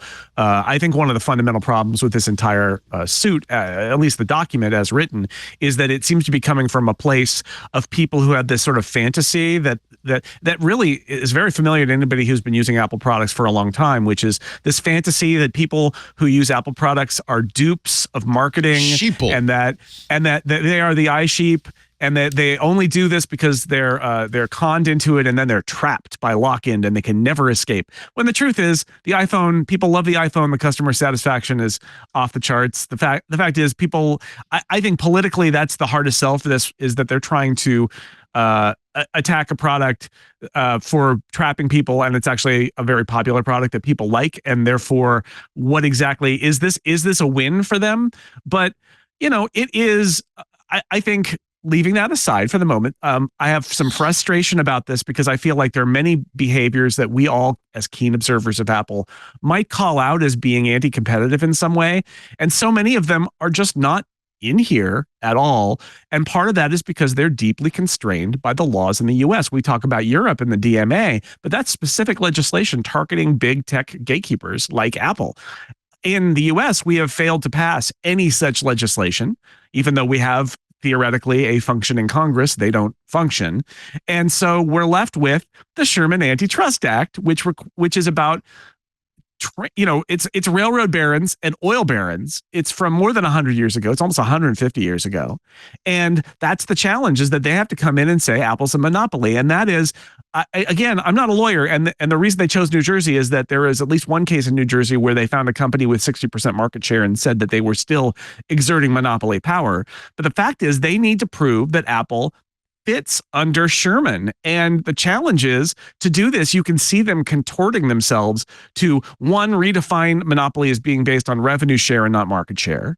And then two, they have to specify that it's because it's US market share, it's not worldwide. It's just revenue share. And then they say, well, it's the smartphone market, but if that's not good enough, we're going to make a new category called the performance smartphone market in order to get it to be an even larger number. And then honestly, I think their weakest moment in this monopoly argument is they want to have the big number, right? They want to have the big scary number. In court, they're probably going to say that Apple is functionally a monopoly, but for the general public, they want a big scary number in their document. So they finally get to 90 and 95%, which is, whoa, that's a monopoly if it's in the 90s. And their example is, for example, Apple, Samsung, and Google, let me say that again. Apple, Samsung, and Google have 95% of the performance smartphone market. And it's like, well, but that's irrelevant because it's a made-up market. Sherman is not about duopolies or triopolies. It's about monopolies. Smelly. So they're going to they're struggling with that one. I think I had that same impression, but Smelly Thief in our Discord, name checks out, says it isn't exactly about monopoly. Let me tell you what the Sherman Act says. Every contract combination in the form of trust or otherwise, trust is a monopoly, or conspiracy and restraint of trade or commerce, the act prohibits monopolization or attempts at monopolizing any aspect of interstate trade or commerce and makes the act a felony. So you don't There's also technically 150 have years to of be law. Yeah, right.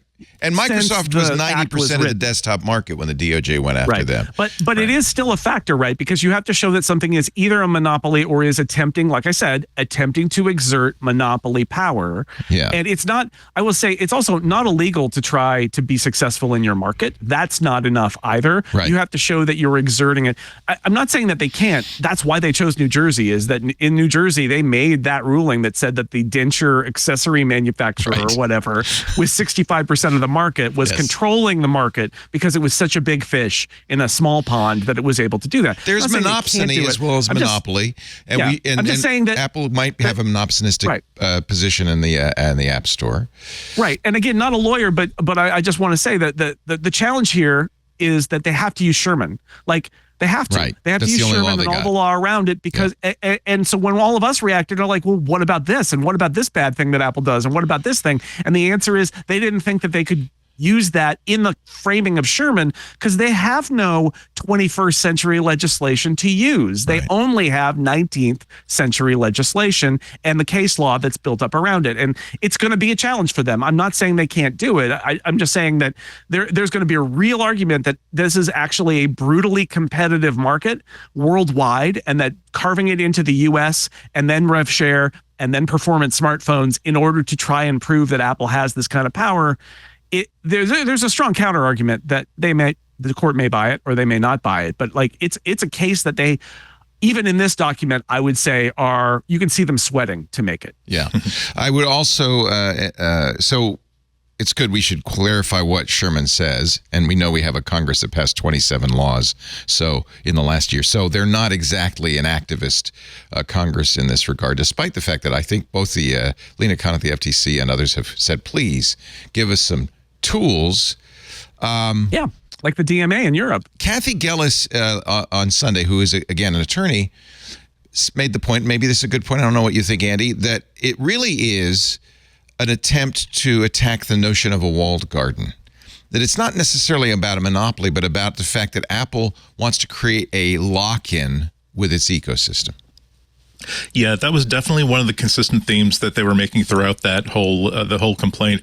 I mean, they're also smart enough to put like one of the money quotes right in the preamble where they quote an internal Apple communication where they're talking about why they have to keep people locked into Apple and how they have to. I'll read this if you want. This is actually the first paragraph. It's very good. In 2010, it reads like a magazine article, like this is from the New Yorker. In 2010, a top Apple executive emailed Apple's then CEO, Steve Jobs, about an ad for the new Kindle e-reader. The ad began with a woman who was using her iPhone to buy and read books on the Kindle app and then switches to an Android smartphone and continues to read her books using the same Kindle app. The executive wrote to Jobs, one, quote, message that can't be missed is that it is easy to switch from an iPhone to Android, not fun to watch. Geez, you really shouldn't put that in writing. Jobs was clear in his response. By the way, this is 2010. This is 14 years ago. When they had 15% market share, right. I'll just point Jobs out. was clear in his response. Apple would force developers to use its payment system to lock in both developers and users on its platform. Which, by the way, is completely okay when you have 15% of the market. Yeah, so the thing is that you can't if they said that after they had, assuming that they get to a point where we say they're monopoly, they have to start doing those things after they became a monopoly, not before they. Well, we do have to point out that the DOJ has the benefit of the Apple Epic lawsuit and many other lawsuits before Google and Samsung, so that there is a lot of documentary evidence, a lot of emails, some much more recent. Go ahead, Andy. You brought up the paragraph. No, I'd say that was one of the two of them. The other one was imagine buying a expletive Android for $25 at a garage sale, and it works fine, and you have a solid cloud computing device. Imagine how many cases like that there are. That's an Apple Manager in an email. That's an Apple Manager, right? And that's so there are a bunch of larger themes that they're making here. One of them is that Apple feels as though as part of their strategy, they have to make sure that not only is that there's a reason for people to buy super powerful smartphones, which is one of the reasons why, as we've been saying, they created this category of premium smartphones to say this is the market that they're trying to defend. But it's more than that. To be sure, there are some real. When I broke it down, I basically had to take the case down and really label certain things as like get real, plausible. They got them dead to rights, and they had stuff like, oh well, we're Department of Justice basically saying we're very curious as to how come HTC has withdrawn from the smartphone market, how come LG has withdrawn from the smartphone market, and I'm there in the back of the room saying, because Samsung spends a whole lot more money marketing Android phones. The most obvious boner there was saying even Amazon's Fire Phone couldn't make it. Yeah, oh my God, that was a boner. There are a lot of reasons for that, but there's another boner. By the way, I have to throw this in. They gave themselves credit for Apple's success. This says Apple's fortunes changed around the iPod in 2001. A path-clearing antitrust enforcement case brought by the United States against Microsoft opened the market, and it's thanks to us that Apple was able to offer iTunes on Windows PCs. Otherwise known as the last time we won. The last time we won. This was great. And look, by I the way, appreciate them extending the DOJ extended universe from past cases. But the funny thing is, it's other than the last time we won, it was great. And by the way, Microsoft is still like some days the biggest company in the world. I think you can make a strong case made a huge impact there. Mike, and I covered this back in the 90s, that Microsoft's the lawsuit with the DOJ was beneficial. It didn't break up Microsoft. I think that was their initial goal. They ended up saying, you're going to have a consent decree, we're going to have an ombudsman inside Microsoft, and we're going to stop some of this anti-competitive behavior. I think it's fair to say Google, for instance, would not exist if Microsoft had continued along its path. One will never know. It's a completely hypothetical. But I want to say I am not on the side that says no government regulation ever. That the antitrust regulation is a very necessary component of a free market. Without competition, free markets fail. Yeah. They have to, again, this is an opportunity for Apple to actually defend in court a lot of their decisions. And some of the things in this complaint are actually have some teeth in it. When they talk about, we've been talking about iMessage for the past year. Now they really have to explain why were you not including feeds. They keep the DOJ complaint keeps making references to you are intentionally nerfing your own products to make sure that they still maintain a competitive edge. So Apple has to explain, here is why we decided that no, we don't want iPhone users to have secure messaging. No, we don't want those beautiful iPhone photos they've been taking when they send them to their grandmother. We don't want them to look as good as they would on an iPhone. They also have to talk. They also had a big section on Apple Pay about saying the EU has made a big point of, well, how come you're not allowing outsiders to have access to the NFC chip? And a lot of the reason could be we just don't like the security opening that creates. But they're also applying that correctly by saying, well, that means that if I want to do tap to pay through an iPhone, why do I have to do it through Apple Pay? Why can't I just allow my bank to directly do that transaction itself? Why are you taking 0.15 of a cent, I think it is, off of every transaction? As they have to really defend a lot of these things. So there's a lot of things that are really, really silly. We won't go into every one of them, but there are some of them that will probably contribute to some sort of a settlement. Remember that it wasn't necessarily when the DOJ talks about the victory of the Microsoft Internet Explorer case, it wasn't that. They found a conclusion and Microsoft was sent to the dock. It ended the way that most of these things end, with some sort of a negotiation. As the trial goes on, the government figures out the arguments that they're making that aren't really landing. The defendant figures out some arguments that, we're really having trouble figuring this out. I think we can negotiate a better out of this than we're going to get if we let this go all the way to the very, very end. So I do think that this is going to end in probably a better environment for users. But in any event, one of my maxims is that I think that antitrust actions like this are very, very valuable because they at least force a company like Apple to stop saying, well, because we told you so, or well, because we know what's best. No one else knows what's best for our users. Great, that's fine. You should be able to prove it, and you should not have 80 gigabytes worth of internal emails contradicting what you're saying in public. Yeah. Antitrust is a blunt instrument, though, and I think that what bugs me about this is that there are things that we all could point to that I think are not illegal. And that probably should be, but in Europe, they actually tried to pass some legislation to talk about some of those issues that are more appropriate. And so I agree with you, Andy, in the sense that antitrust is all they got, and barring an act of Congress. And so, you could say they're being activist and that they're doing this for political reasons. You could say that this is the only line of defense in the entire U.S. to a company as big and powerful as Apple. I can see the merits in both of those arguments, but I think the challenge, the risks for Apple are high because some of what I think people inside the DOJ, I mentioned the iSheeple kind of attitude. Right. I think there are some people inside the DOJ who really don't get it about why Apple has, they say, it's amazing. They're like, Apple has always made overpriced products that are for the high end. And it started with, and the iPod was like, it's like, that's not true. That's ahistorical. There's a lot of stuff that's wrong. But what Apple always has done is tried to integrate hardware and software. And there is a thread running through this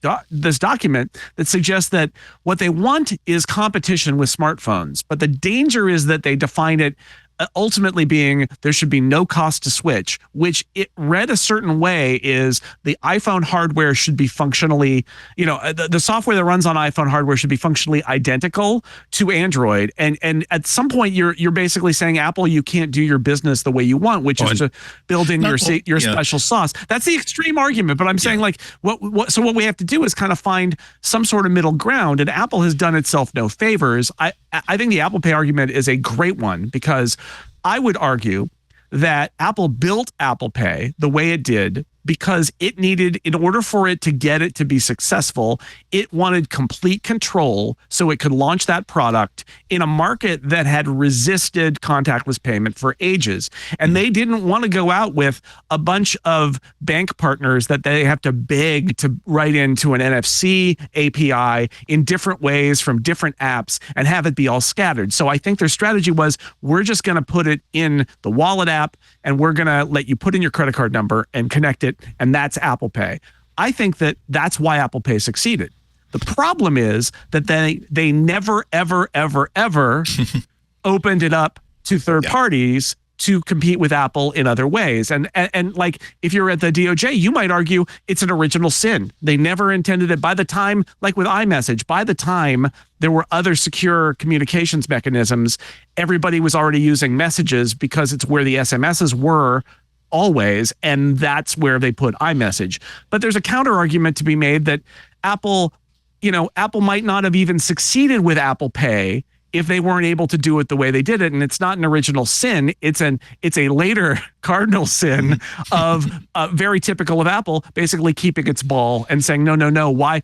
Because I feel like a lot of their attitude is not, we can't compete, which I think comes through in the document. It's like they're afraid of competition.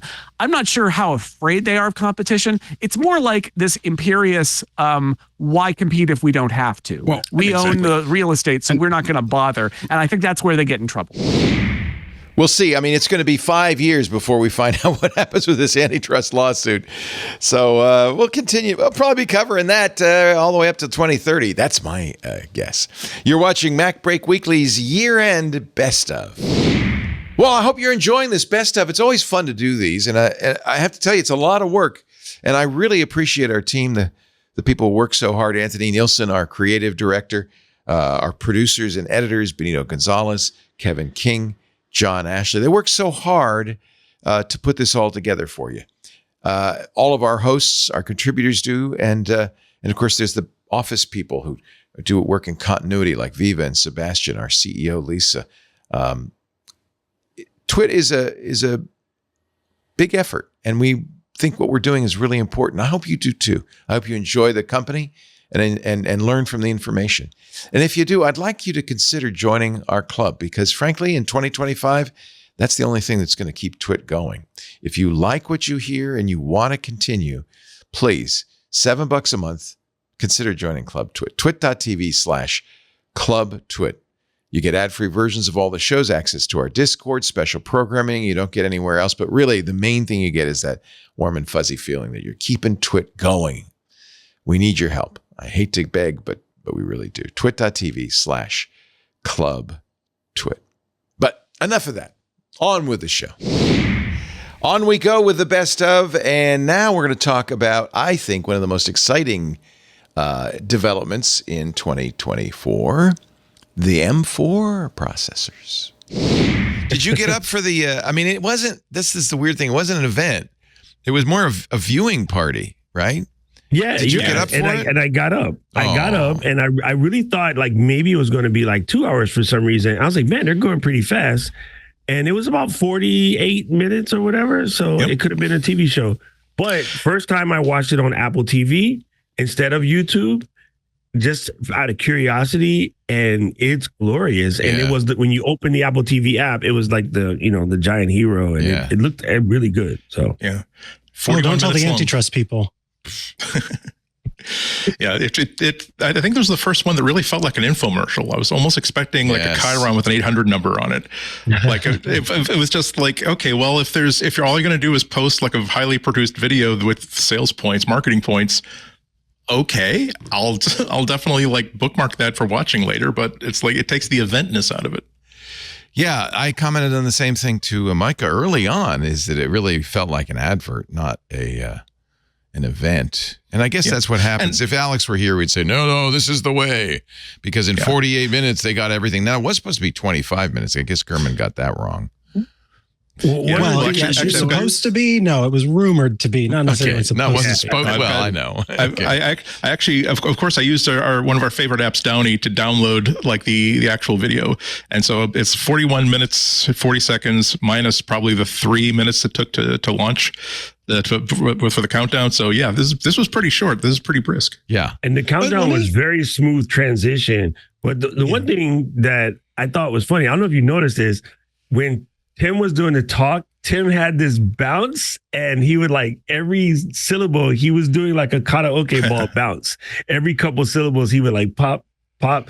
And I was waiting for him to just. Tim is always a little pressured in his speech, a little, good morning. But he seemed more so. I don't know why, but he did seem more so. There was something going on. I noticed that too. He was a little bit Italian in his gestures. Yeah. Maybe that's one of the other reasons why I got the infomercial sort of vibe off of this. Like, Tim didn't stay very long. He just stayed long enough to say, "Hey, the good news is the Vision Pro is selling exactly as we intended." All the superlatives that we thought we would miss out on, like all the irrelevant superlatives that we thought we miss out on by not having a live event. So the new MacBook Airs are the best-selling notebooks in the entire world. That's nice. We didn't get a walkthrough of like a new architectural Maven Apple store, flagship store, but it'll do. No mention of the big product that Apple sells, half of their revenue, which is the iPhone. But this was really iPad day and pencil day. I'm on the Apple Store, which was closed. This time they got up right after the event. They wanted to give you a chance to buy. And everything we're going to talk about, you can order right now for delivery. Well, it was next week. I don't know if they're getting sold out. So there's an iPad Pro in 11 and 13 inches. They're not saying 12.9 anymore. There's a new iPad Air in 13 and 11 inches, which looks interestingly a lot like the old iPad Pro. It even has an M2 chip in it. They dropped the price of the 10th generation iPad. That's now the base model at $349, which is a great price, really. I mean, for an iPad that will do everything that these other guys will do. And they're off to the right. It says new, and the iPad Mini where there was absolutely nothing new. Yeah, that's a bummer. Yeah. That was the thing I was really looking forward to. And also, it's they really seem to have cluttered like the top end now. It's I was amazed that we'll talk. I'm sure we'll talk about this later, but it just seemed weird that, okay, so now you have the iPad Air, which has most of the functionality that would attract someone to the iPad Pro. If they're assuming that they're not made of money, they don't want to necessarily spend top dollar on the top device. But it's no longer the thinnest. The iPad Air is not the thinnest one. It's like, so the easiest one to hold is going to be the iPad Pro. And so it bums me out that they missed an opportunity to really differentiate the iPad by bumping up the iPad Mini, which again, it's such a great device.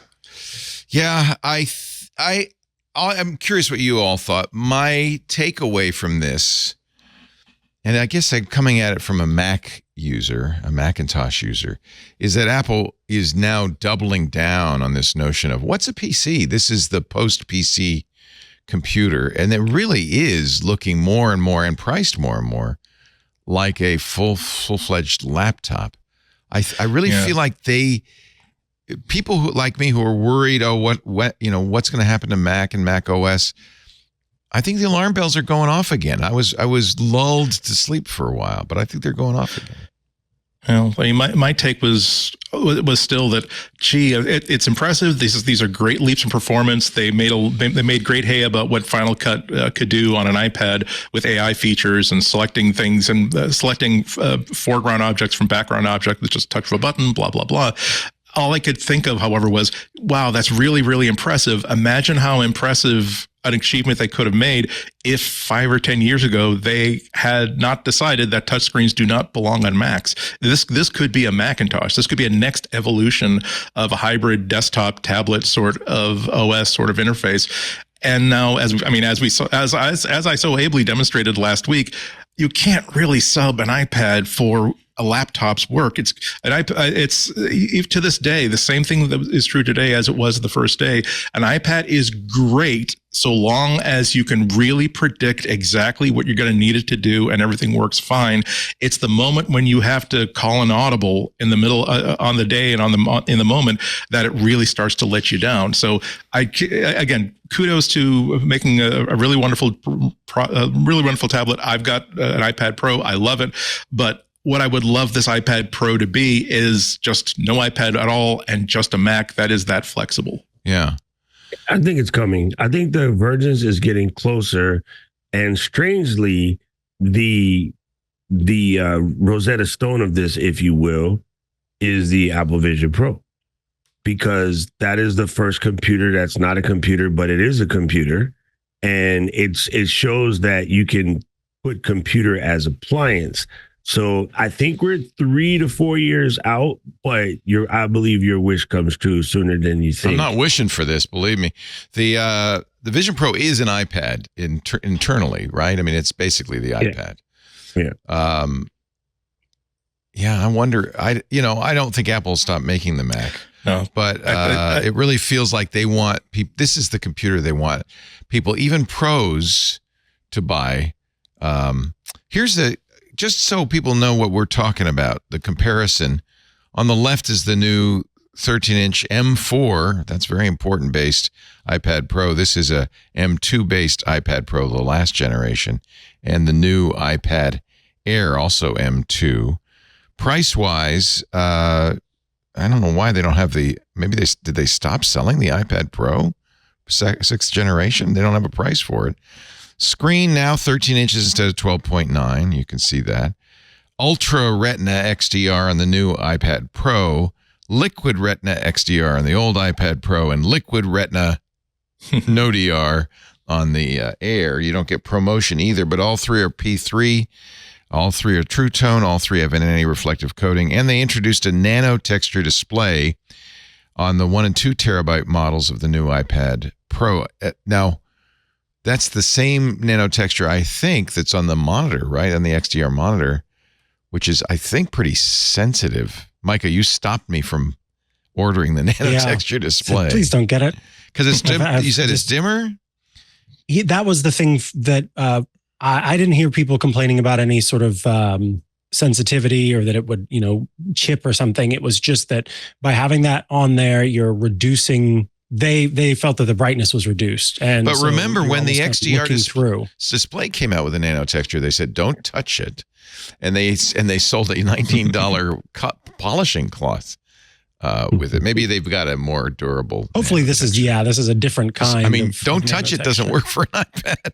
Right? Exactly, you got to touch it. Kind of a problem. Only with the Apple Pencil. Yeah. The M4 chip is now out. I'm not sure. We're gonna have to really dive deep into that, and we will in a bit. 10-core CPU up to. They didn't talk about the 10 cores. They talked about the 6 and 4. 10-core GPU, 16-core neural engine. That's the same 16-core neural engine it looks like in the M2 versions of the iPad. In fact, it's very similar to the M2, so we'll be interested to see. Camera-wise, they're still going with that 12-megapixel. Even though they promoted the idea that you might want to shoot video with your iPad, please don't. Yeah. Yes, but you'll notice that they lost a lens. We only have one camera lens on the new iPad Pros, whereas the previous model has both the wide and ultra wide. Yeah. It was an interesting choice to get rid of a lens, but I think one that suggests, hey, maybe the iPad's not the best place to be taking the photos of the videos. Yeah, even though they showed it. But they did also but they showed it specifically for files. You know, they were really scanning kind of as a thing. Yeah. Yes, document scanning, or if you need to. But yeah. They also released a Final Cut camera app, which is designed for multi-camera shoots using Final Cut on the iPad. So I think they want you to use your iPhone. I don't know. It's confusing. Yeah. They did. Thank God they moved the camera. Always been a problem for me on the iPad Pro. Was the camera was on the left-hand side if you held it in landscape mode. In fact, they even show it here in portrait mode as if, of course, that's how you're supposed to hold an iPad. But the new one, they put it on top like they did with the Air. So that's good. It does have the True Depth camera system. You know, it'll move around with you on center stage. Connectors, Thunderbolt, USB 4, just like the previous version. Face ID. Here's one you're going to be interested in, though. Apple Pencil Pro is not supported on your old iPad Pro. Yeah, it requires an M2 or an M4. Excuse me, a new Air or a new Pro. Yeah, because this is 12th generation. I mean, 12.9 inch 6th generation iPad is on M2, so it's not the M2.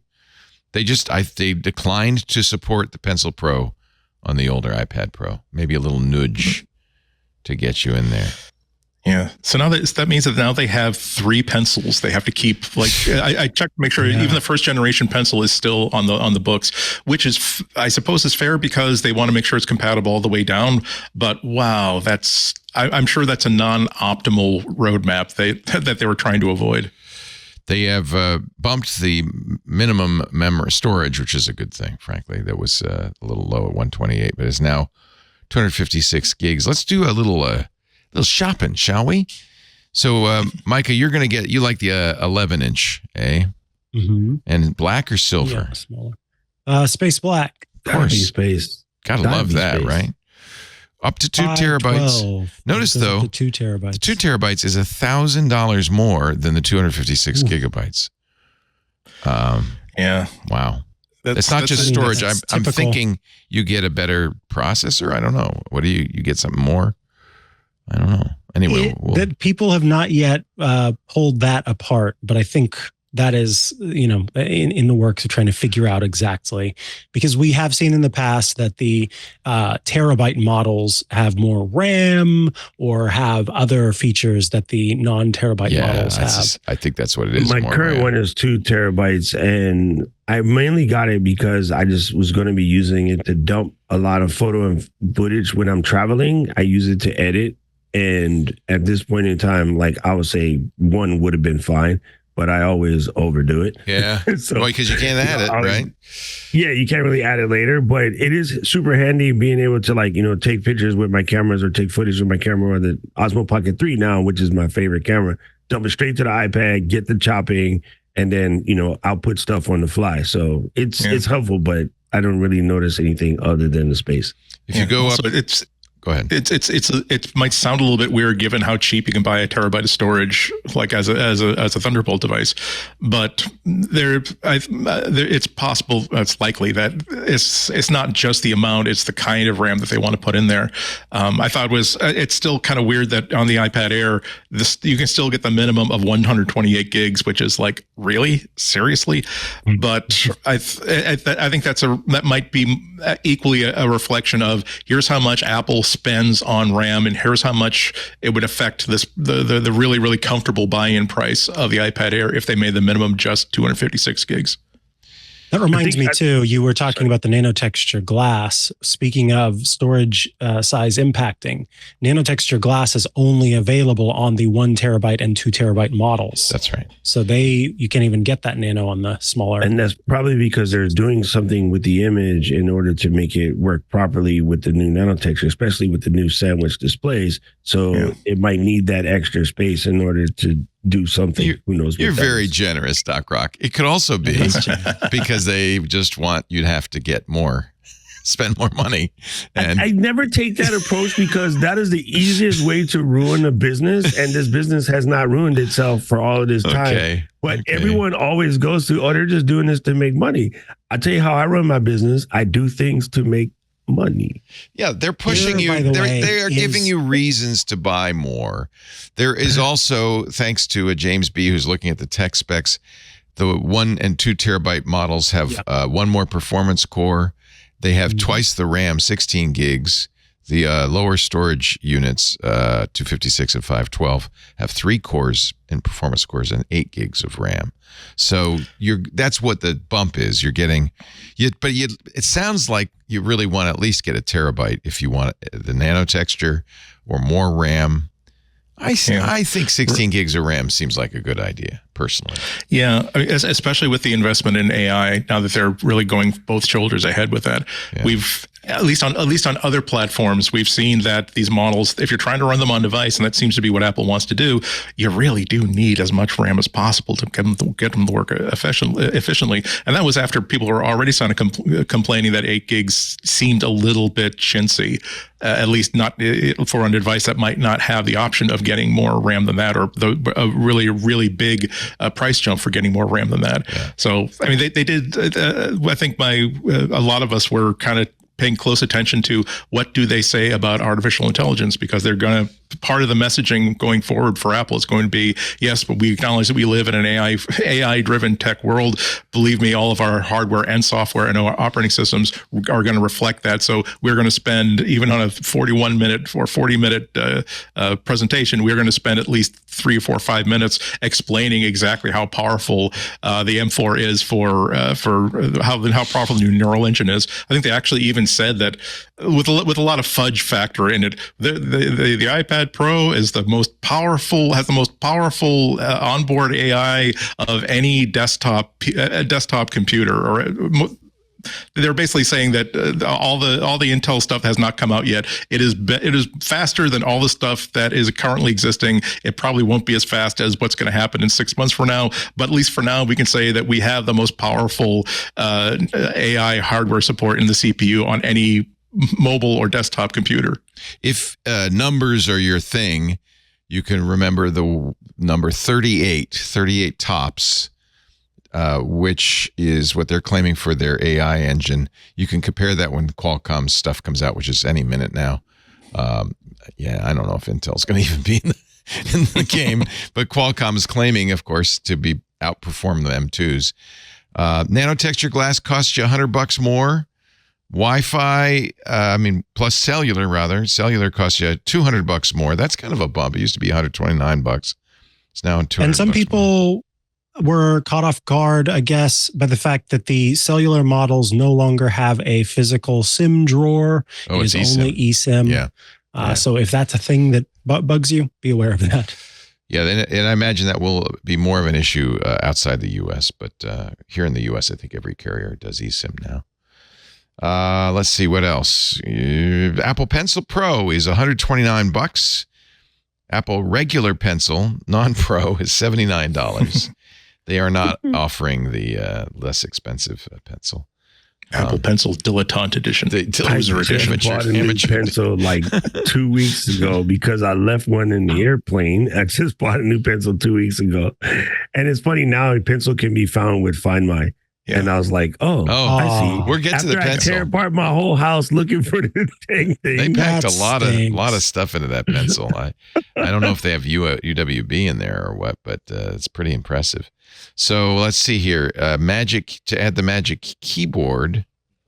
Let's see. Something I would never buy again, by the way. Really? You like the third-party ones? I love my Magic keyboard, but here when I'm traveling, it has happened so many times when you're set up on the tray table, right? And I have a 12.9-inch Pro. It's bent back like that. Everything is glorious. I'm in my movie, and the person in front decides to throw the chair back instead of go back slowly. Yeah. And then it bites the top of that little clippy thing, and the iPad either hits the tank or And I'm like, you know what? I'm not even going to bother anymore. I'm just going to get a regular folio and some portable keyboard and just be happy.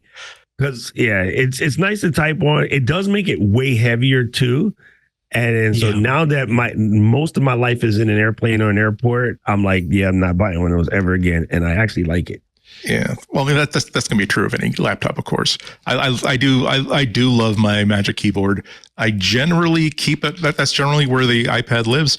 I find though that I think for reasons that you were mentioning, I also tend to keep the standard the standard cover like in the bag as well, because if I'm going to be out for like a day, even overnight, it's kind of nice to have that option of being able to actually fold it as flat as I want it to go. The only thing I don't like about the Magic Keyboard is that it bends only to a certain extent and no further.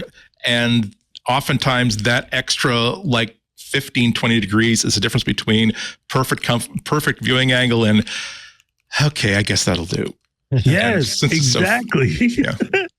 And this is so crazy, Andy. I often forget to take it out, like because it lives there so much that in my brain it's just part of the deal. So oftentimes I'm sitting there, I'm holding it uncomfortably. I'm holding the Magic Keyboard uncomfortably, and my brain never says, "Hey, dummy, just pull it apart." Oh, look, you can just carry this. And so I agree with you. Magic Keyboard is $300. It's cheaper. It was $350. Oh, all right. That's a blessing. It does have a function row. It's a win. Key. A win. $300. Wow.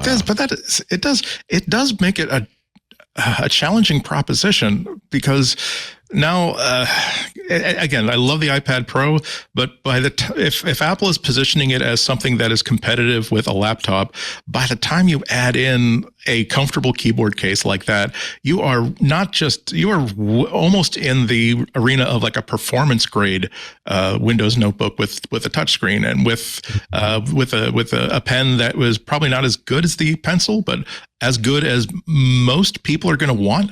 So it's an interesting proposition to suddenly say, once you look, I cheaped out about it. I did get the iPad Pro I wanted. I did not get the keyboard case until like 8 to 10 months later, when the previous generation model was on sale, and I found out that you can actually use them in the new models too.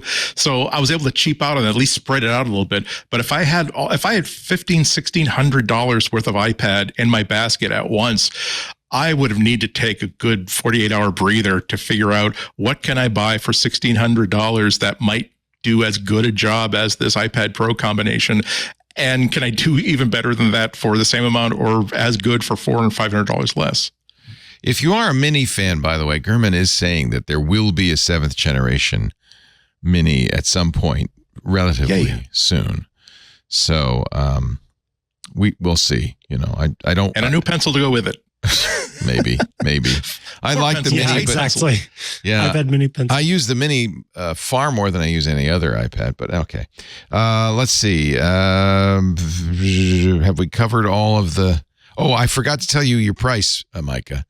With a terabyte, $18.99. It's a laptop. It's a expensive Windows laptop. And that's the 11-inch model. You put in the 13-inch model, it kind of goes up a little bit more as well. $21.99. $21.99. Yeah. I just put it in the chat. I paid $25.99 for my last one. Yeah. I should probably keep track of prices and stuff. This is, I think, the same price, yes, as the old one was. Pretty close. Much, it feels like it's the same, roughly the same price. So, Micah, I have a question. Sorry, Leo, I know you're in boss, but I had to ask a question because you mentioned earlier, you guys said that not to get the Nano. You think that the regular screen and paper-like or something of that nature is better?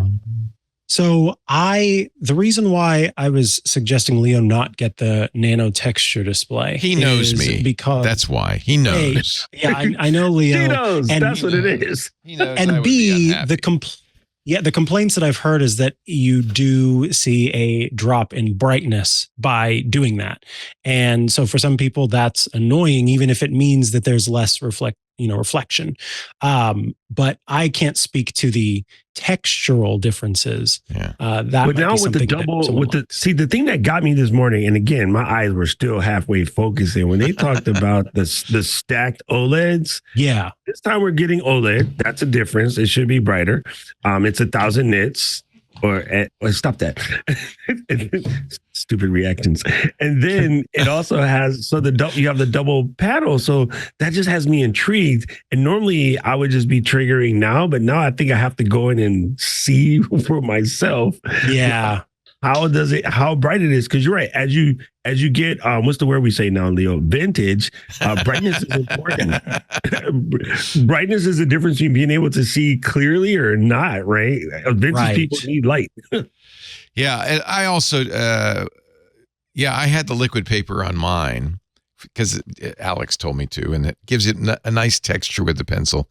I took it off because I want the glass. I like the smooth glass. Now we'll see with the new pencil. We'll see. So you like a little texture on your screen, Doc? Well, only because they show one of the first things is like people taking actual notes. When it comes to writing, it's glorious. Some tooth. For everything else, it's irritating. And I wish I could just clip it on, like the old grandpa shades. Flip. I wish I could just clip on the texture, right, and then take it back off.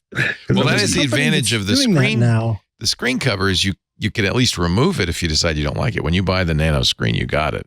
It's yours. It's in there. Yeah. Well, I can't remember who it is, but somebody has figured out how the outside is a magnet.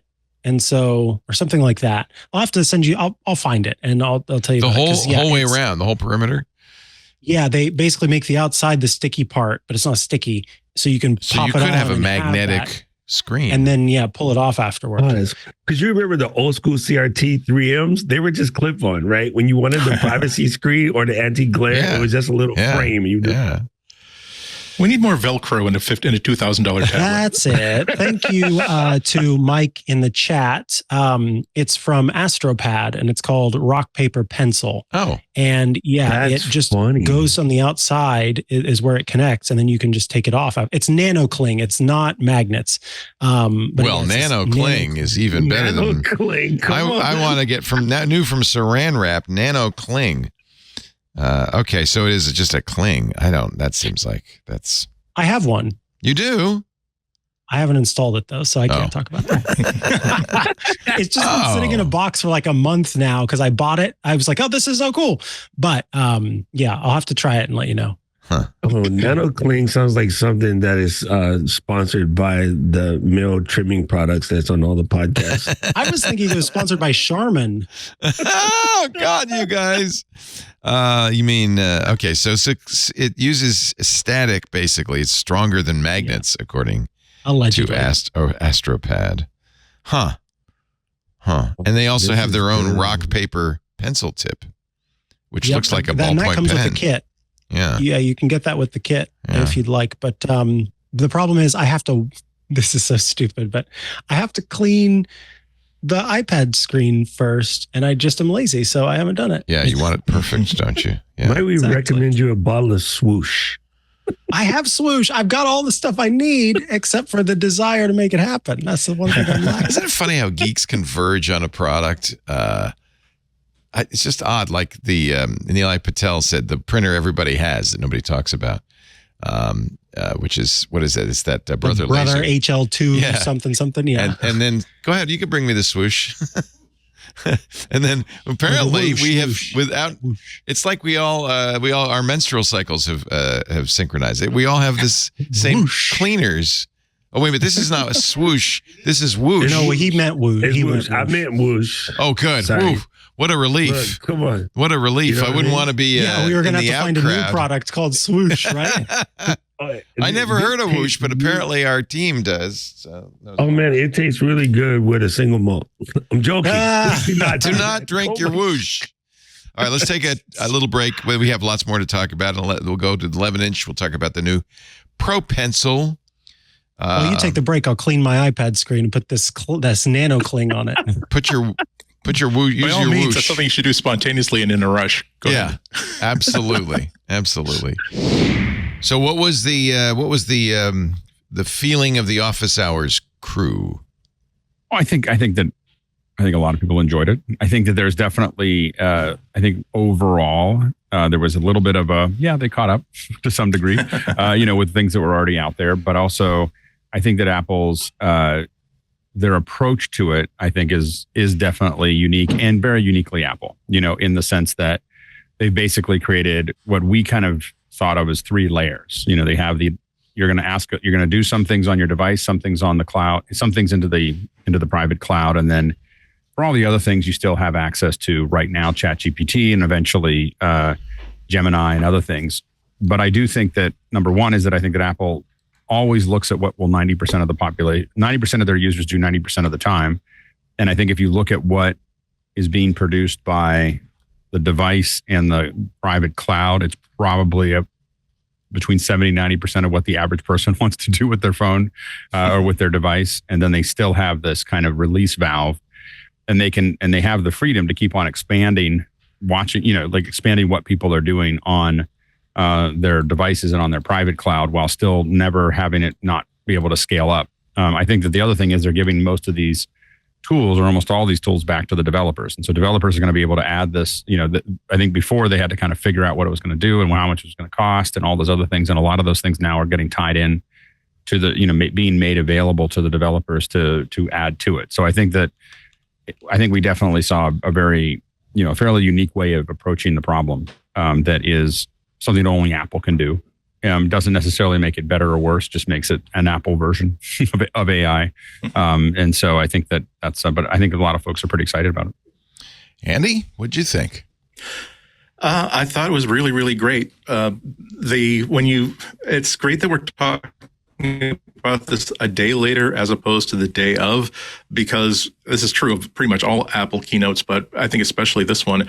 After a day when your first enthusiasm wears off, that's when you start looking at exactly what was shown off and you realize that, okay, they didn't show off a lot that was really new or really fresh. A lot of the most interesting stuff, like the intelligence in Siri, they were really vague about exactly how this is going to work and when it's going to be released. So this was all a lot of hypothetical stuff. But when you compare it to Google I/O's AI keynote last month, it's pretty much the same thing. Actually, almost lasted exactly the same amount of time. I was surprised it lasted nearly 2 hours. But whereas Google was extremely hyped about talking about the basic technology and talking about the core research and talking about the layers that they were putting into this, Apple really wanted just to focus on, here are some actual things here are some demos of actual things our intelligence are going to do built into our actual products right now. And it doesn't really matter that they can't really, maybe it's not quite so ambitious as far as what they can announce right now. It gives people a sense of comfort that, yeah, Apple does have a strategy. Yeah, looks like they're not going to make the same mistakes that OpenAI and Google made, which are myriad and legendary. And it looks like they bought enough time to actually make these things happen. So I'm really, really very pleased with it. And one of the things is that the keynote was very cursory, I definitely encourage people to look at the State of the Union was much deeper into what Apple was doing. Yeah, me too. So that it was a much deeper deep dive. It's not like, we just kind of added. I think that there was this little bit of the kind of uninformed press was saying, well, they've incorporated ChatGPT. And it was kind of right, exactly. It's a little deeper than that. They're doing an enormous amount of work on the device, an enormous amount of work in the private cloud. And then they're basically a release valve is, oh yeah, and you can have all these other things on the periphery if you want to be able to add them. And by the way, if you're a developer, you don't have to do anything other than open it up. If you're already using Apple's tools, it's very easy to add. Yeah, I mean, the State of the Union had a lot of it really did bring home the idea that no, they didn't just say, okay, well, we entered into a desperation agreement with OpenAI to get basic text summaries and basic rewrites somewhere on our device. No, when you look at things like the private cloud compute, which I'm sure we'll talk about in more depth later on, that's when they're talking about how not only actually surprised me that it's going to be running on Apple's own silicon in the cloud, but also that it was only about 10 or 15 minutes of the State of the Union, but they're mentioning that, well, basically we started with like iOS/X for the operating system that these servers are running, and we removed everything that we don't need, and not just to make it faster, more performative, but saying we even removed from the operating system persistent storage because this is supposed to not actually keep any people's data. So we've removed everything that could actually make that happen. So it's great because if in the next year, some naysayers are saying, "Oh well, gosh, look at ChatGPT 12. Hey, look at Gemini 81. Look at what it can do." Apple really has a long-term plan. They're making a statement. They have a point of view about how they want to go about this, and so long as they stay focused on delivering actual appreciative tools that are better or as good as what we can actually see through a third-party app on Gemini or OpenAI, they got time.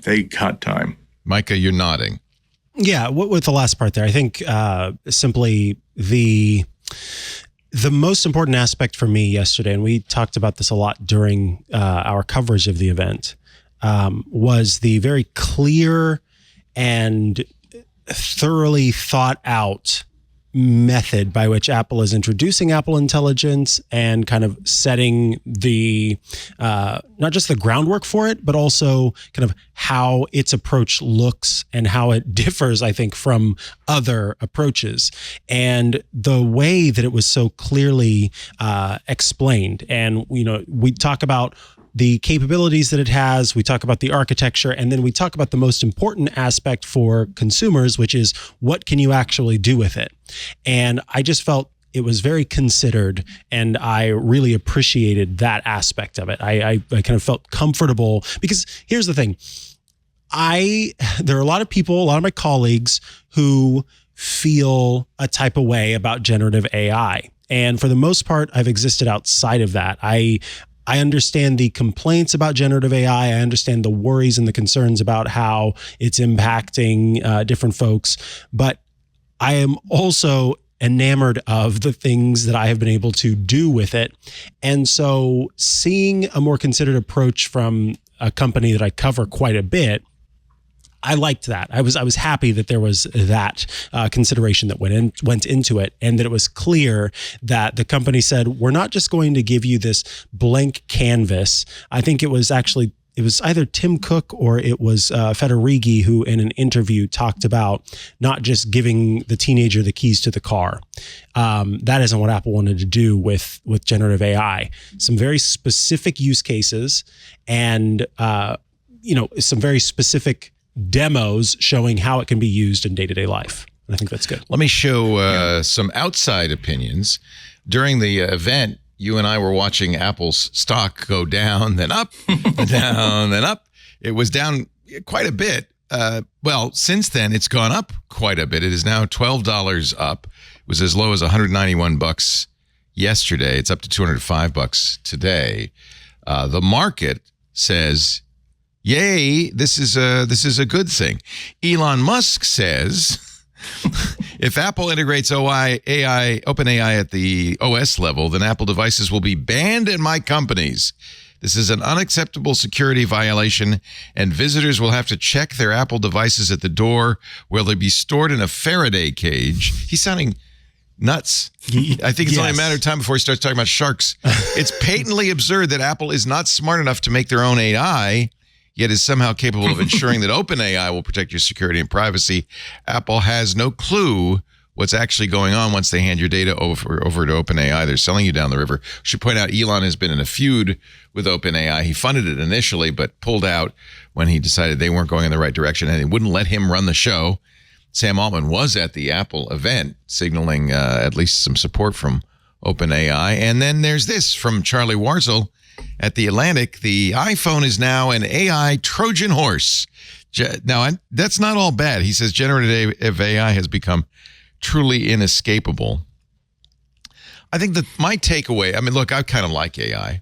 I don't think generative AI, AI chatbots is all that interesting. I was really glad Apple didn't show that. But there is a lot of things you can do with AI that's really cool. In fact, it's my opinion, Apple Sherlocked AI, because AI now stands for Apple Intelligence, not artificial intelligence. And I think from a marketing point of view alone, Apple did exactly the right thing. They said this is AI for as you guys have said, for the real people, for the masses, doing stuff that real people really want to do. And I think that we have to remember that we were talking about this morning in office hours, that most people have not used any AI. So, we talk about it and it feels like something like everybody's using it all the time. I have ChatGPT open all the time. I'm using Midjourney at least once a day. Like it seems like it's all around us. But if you look at the average person using their iPhone, they're not using ChatGPT. They're not using any of those things. So as you look at all the features that Apple's bringing to the device and to the private cloud by itself, that's gonna become ubiquitous with using your computer, and then you are going to very easily be able to jump over and get more if you want to from ChatGPT. So it really is, for the Apple consumer, is going to introduce a lot of people to AI, and so and a lot of their stuff that they do day to day is going to probably exist on their device or on the private cloud. The Genmojis, the little images, the fun stuff that they're going to do, filling something in, doing some correction, all of that stuff is going to be stuff that is done very seamlessly for them. That's going to be their introduction. And again, because it's everywhere for developers, it has kind of commoditized the service, in a sense that a lot of people could say they were doing AI. Now, most Apple developers could just add it. I'm sure you're right that most people haven't tried it. ChatGPT had 100 million monthly users at its peak. So somebody's using it. I think certainly the public is very aware of AI. It's been widely reported. I think probably most people have just tried it just to see what would happen. Right. Remember, Microsoft has it built into Windows, the biggest operating system in the world. And, it's kind of hard to get away from it, frankly, in Windows. So I think more people have tried it than you think, Alex. But I do think Apple is being fairly judicious. Tim Cook, in an interview with the Washington Post, admitted that AI is going to hallucinate. Let me see if I can find the quote. What's your confidence? Yeah, it's like that might be where they talk about giving the team the keys. This is Josh Tyrangiel, who's an opinion columnist, writes about AI in the Washington Post. He says, "What's your confidence that Apple Intelligence will not hallucinate?" Tim Cook says, "It's not 100%, but I think we've done everything that we know to do, including thinking very deeply about the readiness of the technology in the areas that we're using it in. So I'm confident it will be very high quality. But I'd say, in all honesty, that's short of 100%. I would never claim it's 100%. So he's hedging a little bit, saying, yeah, you might get something weird. I think the biggest risk they're smart because they're not just kind of giving AI an open field that everybody can just try stuff. But they did introduce a brand new app, Image Playground, which is, this is where Google has gotten in trouble. Stable Diffusion, Midjourney, even Microsoft Designer have gotten in trouble because their AI image generators have been used to generate images. People say, oh, that's problematic. Apple's got an image generator. Well, but you notice that it's not, none of the demos that they gave showing anything that was nearly photorealistic. It's all like just these playful images and only 3 styles, animation, illustration style, or sketch. So yeah, I think they're putting such strict guardrails on what this is used for and what they're willing to endorse sending out in the world that was generated by Image Playgrounds. That's mostly, make a Pixar cartoon version of your mom riding a horse. That solves one of the problems, which is people taking AI generated deep fakes and passing them off as real, because it's not going to be real. To have it right there, too. But it doesn't solve the problem Google had, where people said, show me some Supreme Court justices, and they were all black, or show me some founding fathers, and they were all black. Now, I personally don't think that's a problem, but there are plenty of people who did, and Google had to step back and really retreat on its image generation. How long before iOS 18 comes out? And by the way, this will not come out with iOS 18, right? We're going to have to wait. It's not out with the betas yet at all. And when it does come out, I think based on the words have been used, it seems like it will be in beta even when it's in public. Even after the iPhone comes out, probably. I think it's going to be later, much later this year. But how long? It'll be seconds after it comes out before somebody types in, show me some Supreme Court justices, right? Or show me some founding fathers. I'm curious to see how they block things out. Yeah. Are there going to be words I can't type in? Yeah. How much safety? And we know that safety does not work, because all of these companies, not so much OpenAI, but certainly Anthropic and Google, have tried to be safe. And there's always quote unquote jailbreaking. There's jailbreaking. Takes place. Yeah. So, I'm sure Apple red teamed the hell out of this before they let it go. And this is one of those things that if you listen really closely, you would maybe assume that this is coming in iOS 18 when it's first released, but the only time frame they ever gave for a lot of this stuff was sometime in the next year. So they're not even done probably red teaming it. Yeah, exactly. Yeah. I mean, it's a good demo, but they're not. Yeah, there's so much that, again, the things they learned from Google and OpenAI is that the more ambitious that you get, the more powerful a tool you want to give to people, the more dangerous it's going to be in the hands of people who don't understand what it is, or people who understand exactly what it is and want to use it to perform acts of extreme mischief. And they got time, so they're very, very willing to simply say, okay, we've got a great image generator. It really is just for making cartoons and illustrations. It's going to be for things like in Notes. If you just draw like a rough sketch, you can have our image generator turn it into something that's a little bit more refined. Really, the Notes app has so much. I think we should spend some time on the Notes app. That was really. We'll get to it. A killer app. Huh? My goodness. Yeah. It reminded me of the Newton, and in a good way. Not an egg freckles way, but in a good way. This is. Go ahead. I'm sorry. I'm just not to jump what we're going to be talking about, but I think it was pretty amazing how very quietly they slipped in.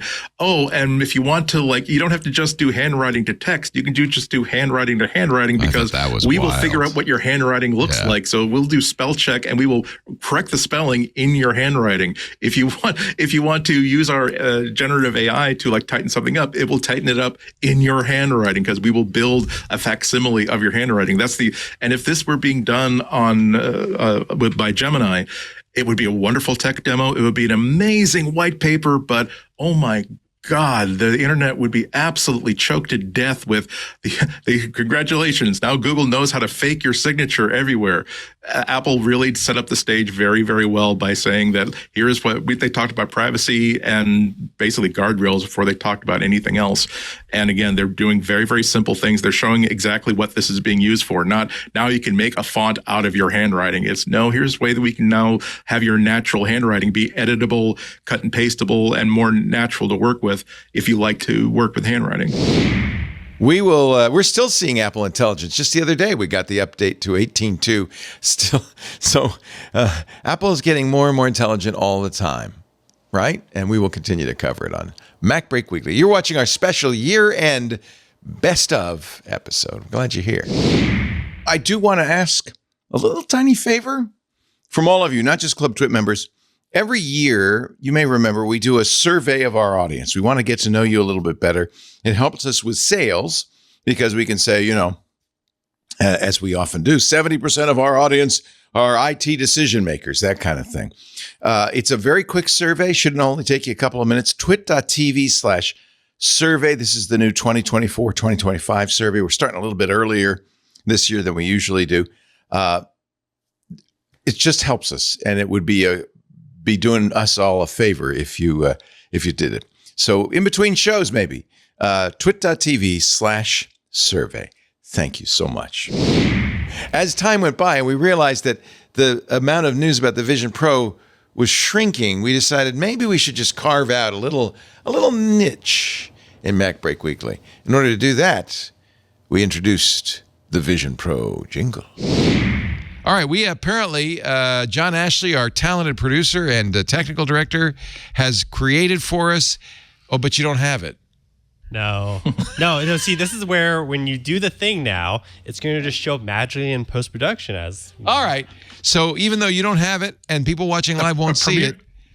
A premiere for everybody except for the people who are actually doing the show. Exactly. It's time. You are so lucky. For the email us and tell us on Discord and tell us how you like it. Yeah, tell us how you liked it. Does it say anything, John Ashley, or is it just like it's actually trumpet? based off of what Andy did last week. His little jingle. You made the song? No. So what do you see? Yeah. What do you know? It's didn't time make for it was, Vision Pro.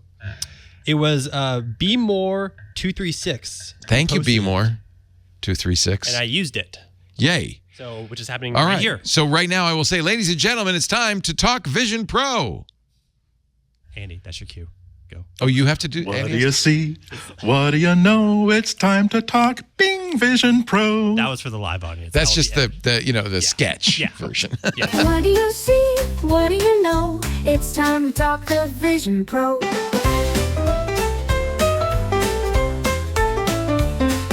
Wow, what a great theme song that was, everybody. Amazing. If only there were. I'm writing my congressman. That's our new national anthem. If we have any pride in this country at all. If only there were some Vision Pro news. Alas. Tim Cook, in an interview, says he wears it regularly to watch videos. Yay. Yeah. To an Australian journalist, I believe, who had to fly to Cupertino to interview Tim Cook. I thought that was also a flex, right? Is like, oh yeah, it's launching in Australia. We've got an availability for you to talk to Tim Cook. Oh, amazing. Is he coming to Sydney? No. But you are coming to Cupertino. Fly on over. That's a long flight. It really puts my 70-minute drive to Apple Park in perspective when I meet people who flew in from Australia or the UK See how lucky to go to an are. Apple event. Yeah. Here from Patrick Delahanty deal. is the quintessential Vision Pro user waiting for more content. That is one of my favorite memes. It's from Narcos. That is, what's his name? Yeah, bad guy. Canada this Friday. Ray Maxwell's very excited because he bought a Vision Pro. Australia, yes. too. And he bought a Vision Pro from America that he couldn't use some things with. So I guess, Ray, now you'll be able to be legit. You can come out of the closet and tell the world. My friends in the UK are excited because first off, if it breaks, they could take it to a store and instead of flying to New York. And second, it means that they can also buy some other accessories and stuff. And like they can use their own Apple ID. And it's like there's lots of good things for all of those people out there. And it'll be interesting to see, new markets. There will be an influx of new users to a certain extent. And we'll see what happens with that. The betas are great. I've been enjoying the Vision Pro betas because, again, they're actually adding, like, why are you even on the Vision Pro if you're not using the beta? You should, like, what are you even doing? If you're going to be cutting edge, requires you to stay on 1.0. Yeah, be cutting edge. It's the only reason you use it. Yeah. So what do you use to dust your Vision Pro? I keep it in a case. I'm just teasing. And every day you take it out of that case. And I do not use it every day, but I do use it. I would say 2 or 3 times a week. Nice. And whenever I get in there, then I'm like, I don't want to leave. Really? You still? Yeah. Oh yeah. So see, that's good. That's a good sign. So you go like, this is good. I like this. I'm enjoying it. There's a lot of good stuff. And the beta, I can write in it a lot better because the beta's got the pass-through for the keyboard. So you can be on the beach and still see your keyboard, which is nice because it used to be you could see your hands, but not the keyboard. And so it's like ghostly typing. It's not as good. This is better. I did a special persona meeting where we use SharePlay. Like, Do you do that a lot? They're doing some stuff. And Apple Intelligence, as we said, I think last week, Mark Gurman said it is coming to Vision Pro. It'll be next year like everything else, but it's not like it's not going to show up there. So yeah, it's progressing. They need to do more content. That's the bottom line. They need to do more content. Yeah. Yeah. And it'll be interesting to see if Apple, like where they go. It's partially needing more content and partially building the tools to develop that content. And so it'll be really interesting to see if Apple does more work on both of those things. I mean, I think that one of the things that that a lot of us think is going to happen is when the Blackmagic camera comes out, we think there'll be a lot of 180-degree spatial that comes out because every time you do 180-degree spatial, it's like a art project. Like it is like nothing. Everything is difficult. Like everything is hard. And so, and this is a big piece of like when we were talking about the 90s, like a bunch of stuff came out and then nothing happened. And, a bunch of stuff, you can build all that technology, but if things aren't able to generate the content for that, it will die off by itself. And so I think that, the Blackmagic, having Resolve, and obviously Final Cut will have some of the tools as well, of being able to effectively generate the 180-degree content. Because I think a lot of people, when they see the 180-degree content, there's a pretty, a high number of people think it's really great. The problem is that it's really hard to make right now. And so I think that having a camera that can shoot 90 frames a second, 8K per eye, nothing that's never existed before. Like to have a single camera that does that well has never existed in the wild before for what will probably be $25,000. You don't want to say like $25,000 is a lot of money, but that's not what it rents for. It'll rent for $1,000, $1,500 a day, which means people can go out and shoot a concert or shoot something else with it. So I think it's going to be really interesting. I also still think that there's incredible opportunities for things like JigSpace if their business model was more effective. JigSpace is a really cool product that is just really expensive to develop for. And that's your Vision Pro segment. Now you see, now you know, we're done talking the Vision Pro. I'm gonna use the Vision Pro, every Vision Pro segment to remind people they should go and they should sign up for the Stream Voodoo spatial. When is that? StreamVoodoo.com. We're working on getting it updated so that we can come up to TWiT and stream it. So we want to stream TWiT on a Sunday. So we're a week or two away. We think. Oh, exciting! So we're working on that. Don't wait too long because, by the way, it's not my product. We're shutting down the studio. So I know we're going. You don't want to have to do that in the attic. It just won't be the same. I've been using that as it will be. It's actually pretty cool anyway. But I'd rather do it in the studio there. So I'm using that as hey, we don't have all day. So we're good. So it's not. And by the way, it's not me. It's not like I own the company. It's, no, I understand. Or even part of it. I'm just working with Stream Voodoo, and they're I'm very grateful. Doing great work on it, and we're really excited because I want to do that before you're not using the studio there. Where will you? Is it one camera or is it one several? Camera? And where will you put it? Like right in front of me? I'm going to try to put it right in the middle. I mean, we're going to play with it a little bit and try to put it right in the middle. So we'll put it over top of that. Do you get surround sound as well? Like we can't. We think we can. That's what I'm working on right now. So basically, I have. Do you want me to try to get all live people for that episode? Would that be better? Great. That'd be better. But let me see. Yeah, that would be great. It will look better. As soon as you have a date, let us know, and I'll get Benito on that, and we can, get people who can come up to be here. Yeah, so we're going to try to do, and we will try to do, I mean, with everyone sitting in front, I don't know how much it's going to make a difference to have like surround audio, but we are going to try it. So basically we'll have ambisonic folded down into binaural. Jason, you want to come up for that? Okay. I mean, depends on. We don't know the date yet. Sure. Right. And Alex is in the area, so that's two. Get Kathy Gellis to come up. Ian Thompson's in the area.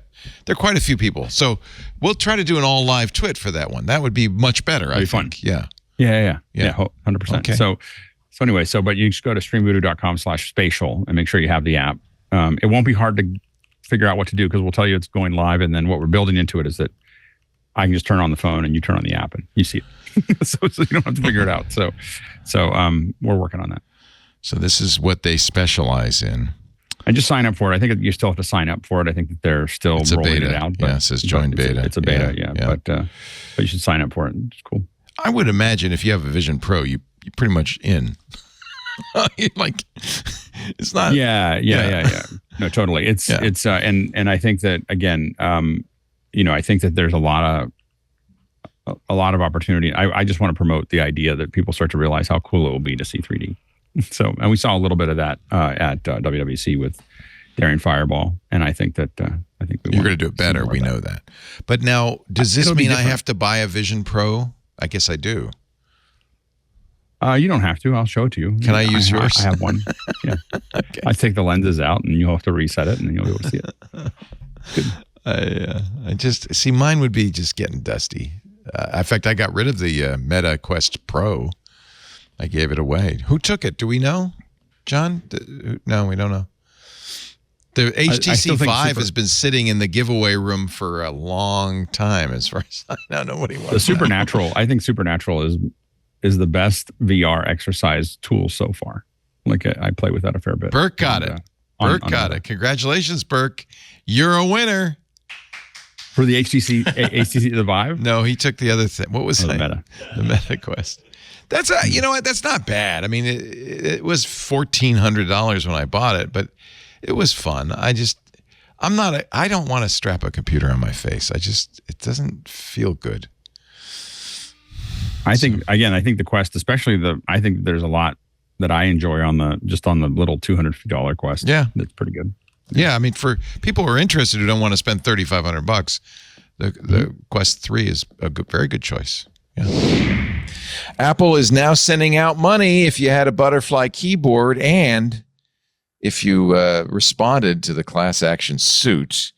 In 2022, Apple agreed to pay $50 million for MacBook owners from 2015 to 2019. I was one of them, but I didn't, fill out the form in the claims process back then. Settlement got final approval last May. Apple is now sending out up to $395, according to 9 to 5 Mac. Yeah, I got a friend of mine got a check for $395. That's sweet. Yeah. That's better than you usually get in a class action lawsuit. It's better than a bag of pop chips. You have to have 2 of the keyboards to get $395. One keyboard, $125, and if you had to replace keycaps, $50. You could only claim the settlement if you lived in California, Florida, Illinois, Michigan, New Jersey, New York, or Washington. So if you weren't in those states, you weren't even eligible. That's how the $50 million gets divided up so nicely. Look at that. This is, who is this? Is this Michael Burkhart at 9 to 5 Mac got 2 $395 checks. Okay. Wow. Yeah. There could be a really great 90-minute documentary that will not air on Apple TV Plus, all about that model of MacBook. I remember getting it for review and having to get into the mindset of, has Apple lost their minds? Every step after component after component after component, decision after decision was just not just the wrong decision, but the sort of thing that we, like Mac users, make fun of, like Dell and Lenovo in the Windows world for. I can't think of another Mac that's ever been sold that was just such a titanic, sticky rice ball of failure than that machine. And the keyboard was just the most glaring part of it. I would love to see a documentary in which we get walked through every level of every one of those decisions that went into that thing. On this day, August 6th, 1997, what is that, 37 years ago, Steve Jobs took the stage at Macworld Boston and was joined by a giant Bill Gates who said, I'm going to pump $150 million into Apple. We didn't know at the time, but Apple was on a very short runway to running out of money, like literally months from running out of money. So Bill Gates saved Apple on this day in 1997. And it wasn't. I don't know. I have to refresh my memory about the financials, but it was just as big that at the same event he announced that, oh, by the way, we will be committing to several years of updates to Microsoft Office for Mac, and that also gave a lot of confidence to Apple, to observers of Apple at the time when Apple really needed someone to say, yeah, we don't think that you're going away. I mean, I remember that the only time I ever sent like a letter, an email to one of my colleagues, kind of calling them out for not doing a good job, was a reviewer for a newspaper reviewed the one of the latest PowerBooks. I think it was one of the PowerBook Titaniums, and it was a typical review, like, I don't know, like 600 to 800 words, but every like second or third paragraph was, of course, it doesn't really matter how good the screen is because Apple's going to be going out of business in about 2 months. Anyway, I got a good 6 to 8 hours worth of power for one charge. I mean, who cares, because Apple's going to be going out of business in a couple of months anyway. And I'm like, that has nothing to do. Review the thing in front of you, not reviewing the company, man. Well, Apple didn't go out of business. Gosh darn it! Thank goodness. Well, and if you look at the volume of the stock was on the 6th was about 16 times more than it was on the 5th.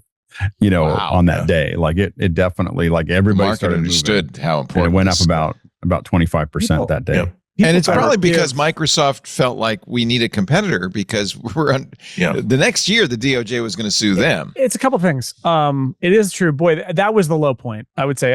And it started turning around. Macworld Expo, August 97, for me was the absolute low point. And it was Jobs coming back.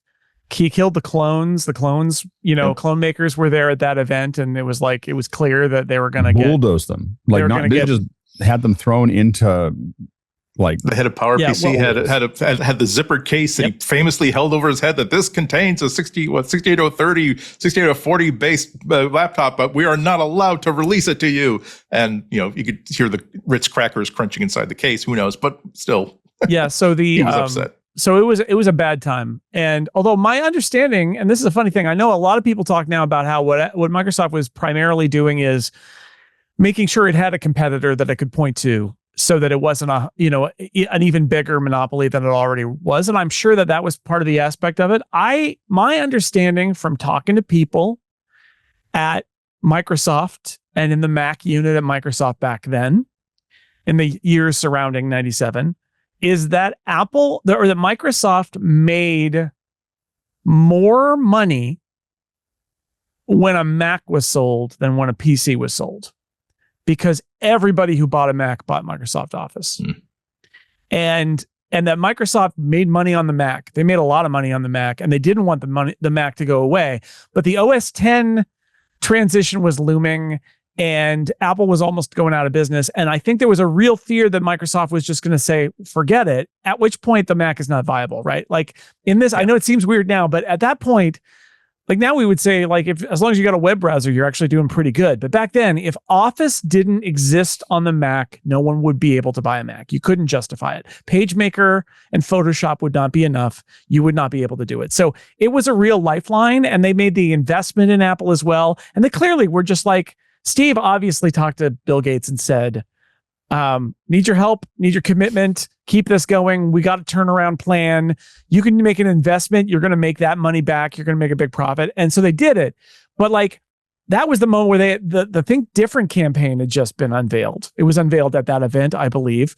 And, but that was it. Like all Steve Jobs had for taking over was marketing. They didn't have the iMac yet. They didn't have the iPod. They didn't have OS X yet. Although it was clear that it was coming because they bought Next. So, it was bad. People were talking like that event got on the cover of Time and Newsweek. Like it was a huge deal for Apple at a moment where everybody else was thinking that Apple was about, I got the questions, was like, was Apple going to go out of business? Yeah. And I know this is a little insidery, but those who lived through it, back then, the two big Mac magazines were Macworld and Mac User. They were I worked at Mac User at the time. They were pitted against each other. We were arch rivals. And it was so bad that the arch rival owners of those two companies, IDG and Ziff Davis, they got together and decided that they could cut their losses by merging Macworld and Mac User into a single magazine. The hope for Apple was so low that they decided it would be better to get into bed with their arch enemy and make a 50-50 joint venture rather than throw money against the wall doing a Mac magazine. Now, did they regret that almost instantly? They did. That merger was announced the week before Macworld Expo in Boston, where Bill Gates went on the big screen above Steve Jobs.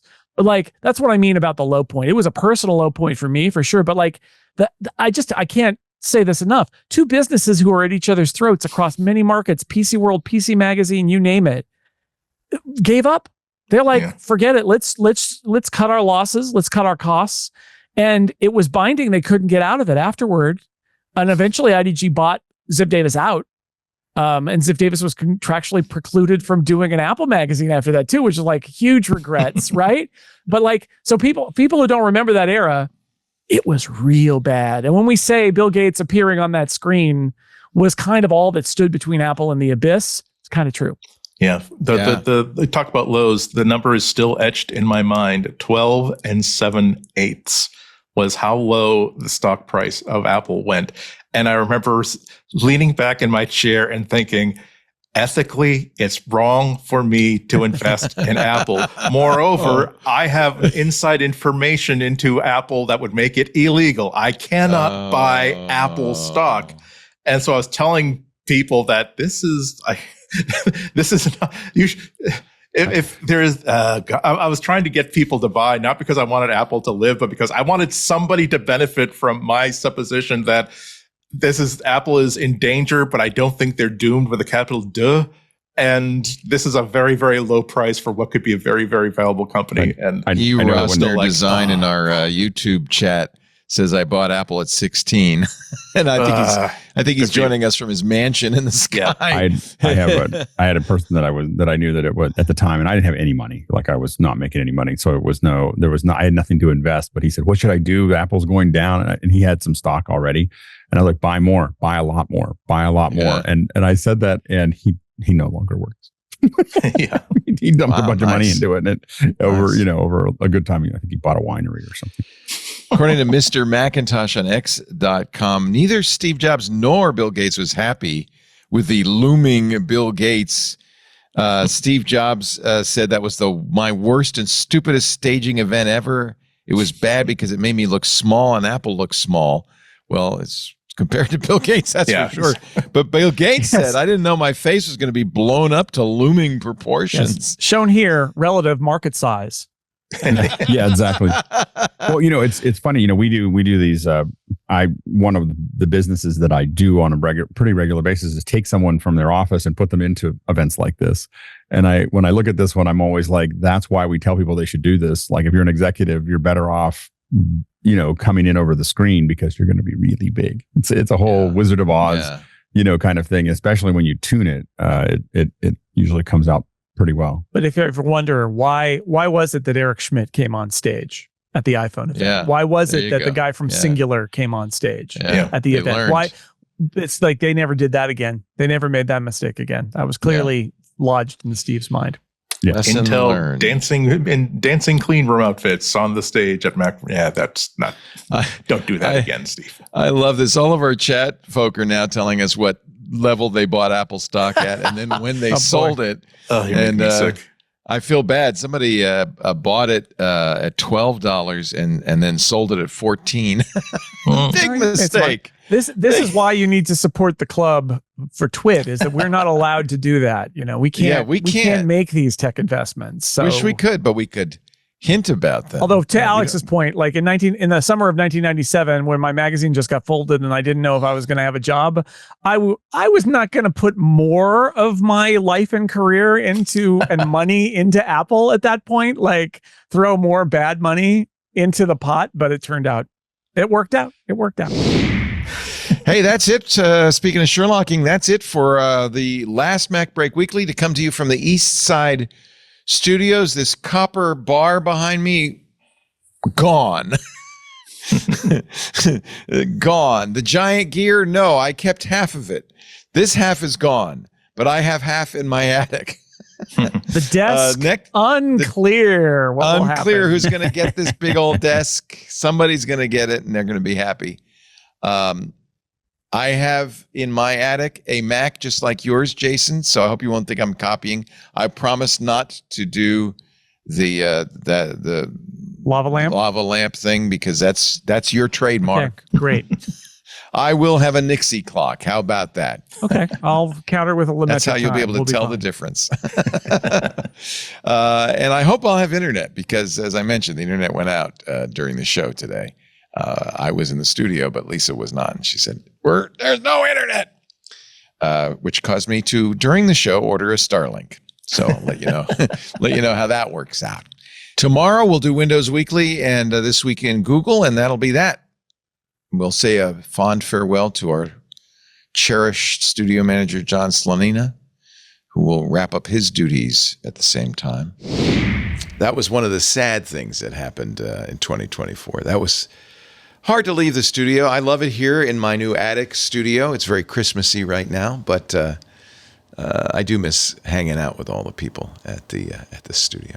You're watching our year-end best of for MacBreak Weekly. On we go with the best of more Apple intelligence. iOS 18. Next Monday, September 16th, big day. All the OSs are shipping. iOS 18, iPadOS 18, watchOS 18. Is that 18 now? tvOS update is coming out.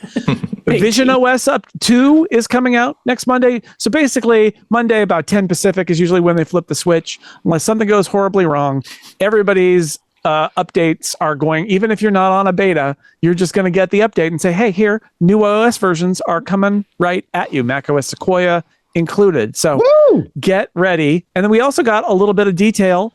iOS 18.1, which contains Apple Intelligence, Apple has now said will ship in October.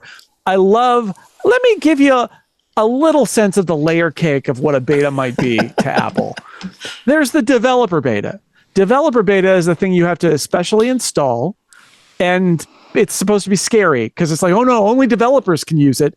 It's scary. Anybody can actually use it, but only developers should use it because it's super scary. Then there's the public beta. How does the public beta differ from the developer beta? Well, I mean, usually it's like they let the developers use the developer beta for a week, and if nobody's computers explode, then it's the public beta. Yep. All right. And you get that for the summer. But what's going to happen now? So 18.0 is going to ship on Monday. Great. Is that a beta? No, it's a final. It's a final, but it has no Apple Intelligence in it.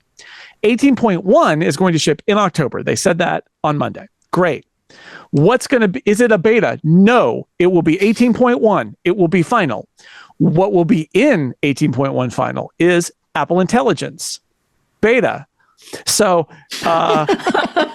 it's going to ship. Good luck. But they're going to call it beta. And then, Silicon Valley has a long tradition of this. I believe Gmail was in beta for more than a decade. Mm-hmm. Well, more than a decade. I keep saying there ought to be a rule. Like after a while, if you're still in beta, you have to start saying you're in gamma. Okay, we're gonna step you through every letter of the Greek alphabet if you have to. But anyway, so it will be out. It will be in beta, but it will go to everybody who's got an Apple Intelligence compatible device, and they will be able to enable Apple Intelligence. So sometime in October, if you buy a shiny new iPhone, all this stuff's gonna ship or be picked up in store on the 20th. But before that, that's a Friday next week. On the Monday, the OS updates will push out to everybody else, not with Apple Intelligence. It'll come later in a final OS as a beta, just to make things perfectly clear. Perfect. Yeah. Did I clear it up? Is everybody clear now? Here you go. So clear.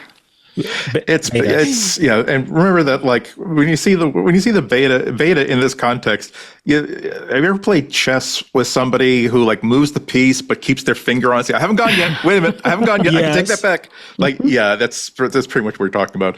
But I'm not going to kid Apple too much about this because I think every AI feature once it leaves the corporate campus, it's not done being tested until you have millions and millions and millions of monkeys hammering on it. And that's when you find out that, every time you ask for a picture of a chocolate cake, you get pornography. We didn't see that one coming. Okay, let's roll that back. We're going to roll that back. Yeah, adjust our parameters a little bit. So yeah, it's going to be a ride over the next several months. And it's so long as people know that they see that big beta slug on there saying that don't really rely on this. Like when you take out the camera and you take a picture, rely on that happening. We got that on lock. When it comes down to like a generative AI edit to remove something in the background, maybe it'll remove the garbage can. Maybe it will put a picture of Paul Lind in its place. You might like Paul Lind instead of the garbage can. We really don't know what He's we're the doing. secret square. The center square at the very least. Yeah, absolutely. Saying Very something important. saucy, no doubt. I think calling it beta, yes. The beta says we're still figuring this out, which they very clearly are, as are we all at this point. Really? Yeah. So, okay. In next month, if you want to try out Apple Intelligence and you've been afraid of the betas, of those betas, the developer betas, it's okay. There will be a beta living in your phone that you can turn on and try it out in October. Oh God, it's alive in my phone. The beta was coming from inside the phone. Honestly, I think that's going to be the scariest part, because all this time we've been waiting around. As I say, the market watchers and the pundits have been waiting around for Apple Intelligence and tutting about how behind Apple is. But once Apple Intelligence is out on people's phones and they have a chance to break things with it, I think that's when the fires are really going to be going on in Cupertino. Yeah. I think it'll be a lot of it's always fun as industry observers who happen to also be Apple fans to see all of the hand wringing and all of the hot takes about, oh, look at that big camera bump on this Samsung phone and this Pixel phone. Apple would never do it. They have taste, until Apple does the camera bump, in which case, oh no, they did it right. They did it the right way. And so we see a lot of, and so I think we're going to see a lot of people hoping that you didn't see the blog post or the social media post a year and a half ago about, Google releasing artificial intelligence when it's just not ready. It just goes to show the irresponsibility of this company not caring about the user experience when it's really about, look, we have to put it out at some point. We have to, if it's going to actually be built into useful things, we need to get people using it. That's why we're calling it a Google Labs feature and not actually rolling it out into anything yet. Apple's going to have to eat the same cold cream of mushroom soup for a few months or a couple of years until they get it right, but they will get it right. So today, this morning, 8 a.m. Pacific, Apple announced the new Mac Mini. Were there any surprises? The one thing people seem to be noticing is that the power button's on the bottom. That's fun. I mean, it's got to be somewhere. It's got to be somewhere, says Andy. No, it's got to be somewhere. As someone has a stack of Mac Minis, it is a little bit inconvenient. Yeah, that's not. I mean, I don't really care. I know that people were talking about the you never turn it off, charger at the bottom of the mouse or whatever. I was kind of like, I don't think about that ever. You put it in for lunch and walk away and come back 2 months later. You have to do this again. But the power on the bottom is a little bit of a bummer because I've got 4 of them stacked up, and it's kind of like, okay, now I'm going to have to, if I want to restart them, it's not as trivial. That's true. So, yeah. It looks like it's the same, roughly same shape as the. It's like a short Mac Studio. Is that right? Okay, so it's 2 inches high and 5 by 5, so it is half the size of the old Mac Mini in terms of volume, and quite a bit larger than the Apple TV. People really who are like, "Oh, is it like an Apple TV?" It's like, no, not really. Small. It's not that small. It's probably not a lot quite smaller. half. It's 70, it's 80 versus 50. It's a little bit more than half. I mean, because it gets taller. It's like 5 by, I think it's 100 square inches down to 50 square inches. I think it's actually about exactly half the volume of the Mac we can Mini. check. Volume is weird, right? Because you're losing a lot in 2 of the dimensions. I did the calculation. I think it's 80 versus 50, but it might not be. So it's not quite half. It feels like I was like, oh, it's half the size, and then I actually did the math to figure out is it really half the size? And I was like, well. And for the reason I bring it up is that a lot of us are looking at it like, hey, this would be great if we're going to have a higher density solution for our servers. And no, it's completely doesn't make any sense anymore. So they definitely don't care about people using Mac Minis in a server environment. That was definitely not one of the things that they thought through in this Mac process. Stadium uses a lot of them, right? Yeah, we think that you could turn them sideways and stack 8 of them sideways across a 3U, but the density would be marginally higher, but not a lot higher. And it's like one of those things, if it was a little shorter or a little smaller, if it was just a little less on one dimension or another, we would get much higher density. But right now we're not. Right. Do we know yet if it it has 85 versus 50. So there you go, Alex. That's just so not quite half volume wise, but there because it's slightly taller. Good mathing. Well done. A gold star to you, Mr. Lindsay. I know how to use a calculator. I did math. The problem I had is that I did not know how high the old one was, and it is a little taller, right? But it's much narrower now, and it's really interesting. So surprises that they did leave Ethernet on all of them. That it's got full HDMI. That it's got a headphone jack, although it's on the front. So depending on how you use your headphone jack, that could be more or less convenient. But I think it's great. It's 5 ports, including 2 on the front, which it was always like in these Johnny Ive days. It was heresy to put ports on the front, but they did it with a Mac Studio, so we knew it was coming. And it's also a great way to separate that some of them are USB-C, some of them are Thunderbolt, so they know that the ones in the back are the Tabasco ones. The one in the front is for your for your keyboard. I do. In a nod to American made, they are an even 5x5x2 and some random amount of millimeters. It's like a 2x4. It's not really 2x4. But somebody definitely decided that it had to be like even, like it's really easy to remember what they are because they are because the last one was 1.41 high and this one is 2. It's 5x5x2. It's like a little teeny tiny. If it was black, we can make it like a 2001 mini monolith. It takes you halfway to the end of time. Anyway, it's really interesting because it's a base model M4, but there's also the M4 Pro, which means this is the first time that we've seen that chip. The M4 Pro chip is it's got more cores. I think it's got 8 performance and 4 the memory bandwidth is 273 gigabytes per second. This is the most surprising single 4 performance, thing. 6 efficiency cores on the bottom line, 8 performance and 4 efficiency cores on the Pro chip. Right, 8 4 and the idea there is that's the 12 core is probably the full extent of the Pro chip, right? They have the bin versions, but that's the full extent of it with and a bunch of CPUs too. But the memory bandwidth, I think, is the real story here. With the M3 generation, when they rolled that out, we talked about it, that it was curious that the Pro was sort of like took a little step forward, and then the Max took a big step forward. And of course, we don't know anything about the Max chip yet because maybe tomorrow, right? What day is it? It's Tuesday. Well, then I don't know about other chips. But this one, 75% generational improvement in memory bandwidth is huge. That is a big step forward. So there was a small step forward for the Pro chip last time, but a huge step forward this time. It's more than twice as much. I mean, 120 gigabits per second on the M4, 273 gigabits per second on the M4 Pro. They're clearly not as much as they're making this cute little tiny little computer. They are clearly not marketing this as, oh, here's the meet Maxi, your cute little tiny little pocketable Mac. It is this is some serious crap, serious stuff here. And it's presumed that a Studio will then be with the M4 Max. Yeah. No, the Studio bandwidth is already 400 gigs, and the Ultra is already 800 gigs. So these are already. I mean, these are the M2s that are there. So if we see any kind of proportional increase in their speeds, wow. What does this memory bandwidth give you, Alex?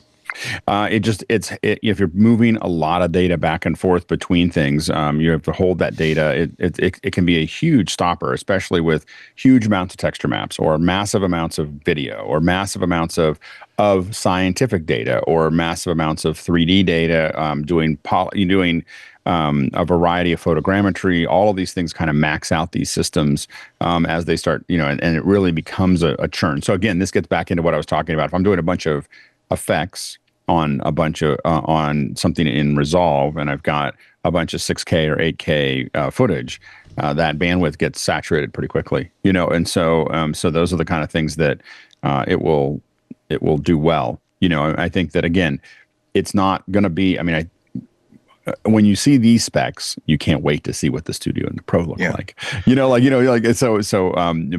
But these, it's a really powerful machine. It's still not probably as powerful as. It's not. I don't think the top of the line here is competitive with the Studio, M Ultra or Maxes, but I do think that it is extremely fast I think the Mac Mini is the best bang for your buck for power of any computer made right now. Yeah. I hope that it keeps the same role that it had historically, where there's always there's always been if you are a power user, but not necessarily someone who needs a Mac Pro, you can have the choice between buy a lower spec Mac Mini, but then do a build to order and give it all the RAM you want, give it all the storage you want, give it all the extra you want, get the best processor you want, or go for a low level pro level machine. I hope that's still going to be kind of a distinction between like the Mac Studio and the Mac Mini, where there's going to be a very clear jump to get to a Mac Studio, including 5 displays instead of 3, maybe a better fan. I'm assuming this Mac Mini has a fan. Looking at the side of it has vent holes. Okay, in the bottom, great. That was one small fear of mine, that they would say, well, we're going to have this throttled by heat performance, so that we don't really. So to make it fit that tight little space, we're going to have it all naturally cooled, but it would have been weird to have the same sort of features into a MacBook Pro that is absolutely going to have a fan. But yeah, I think this is. I'll speak for myself. I won't speak for you guys. So it's the Mac Mini I definitely want. And it's the one that can I can kit out exactly how I want, because I don't need to spend $5,000 on the top of the line anything, but I have certain needs, and if I can suit them better with a $599 base model machine that I can then spec up to $1,500 than I can with, say, a $1,500 like pro level machine. I think they've got that. It could support 3 displays, which is nice. Also support for DisplayPort over USB-C. The Pro, actually it looks like the M4 and M4 Pro have the same video support. Yes, maybe a little bit higher resolution on the M4 Pro. DisplayPort 2.1 over USB-C, HDMI, 68 up to 8K resolution over HDMI at 60 hertz, 4K at 240 hertz. Wow. It's not just the displays; it's the fact that these are a multiple of really good displays. Yeah, that's high quality. Pretty hot. Yeah. And Thunderbolt 5. I mean, that's the other thing, is it's Thunderbolt 5. So what is Thunderbolt 5? Thunderbolt 5 on the Pro chip, faster speeds. 3 times faster than Thunderbolt 4. Faster speeds, more power, and then you combine that with the video out is different because there are more GPUs, so you can do 6K at 60, or so there's a little bit more there. 8K at 60, and it says 8K, yeah. And you can do one of each. One, 2, and the it's 120. I think it's up to 120 gig pipeline. 80 is the base for it, and so you're talking about being able to move 10 gigabytes. Theoretically 10 gigabytes a second, which is twice as fast as my studio does internally. This gets into, again, if you're editing or you're trying to get in and out of things, being able to have something that has that kind of bandwidth is pretty exciting. And where this makes a difference for a Mac Mini is if you want to build a distributed rendering platform. So I want to have 10 of these able to do a bunch of distributed processing.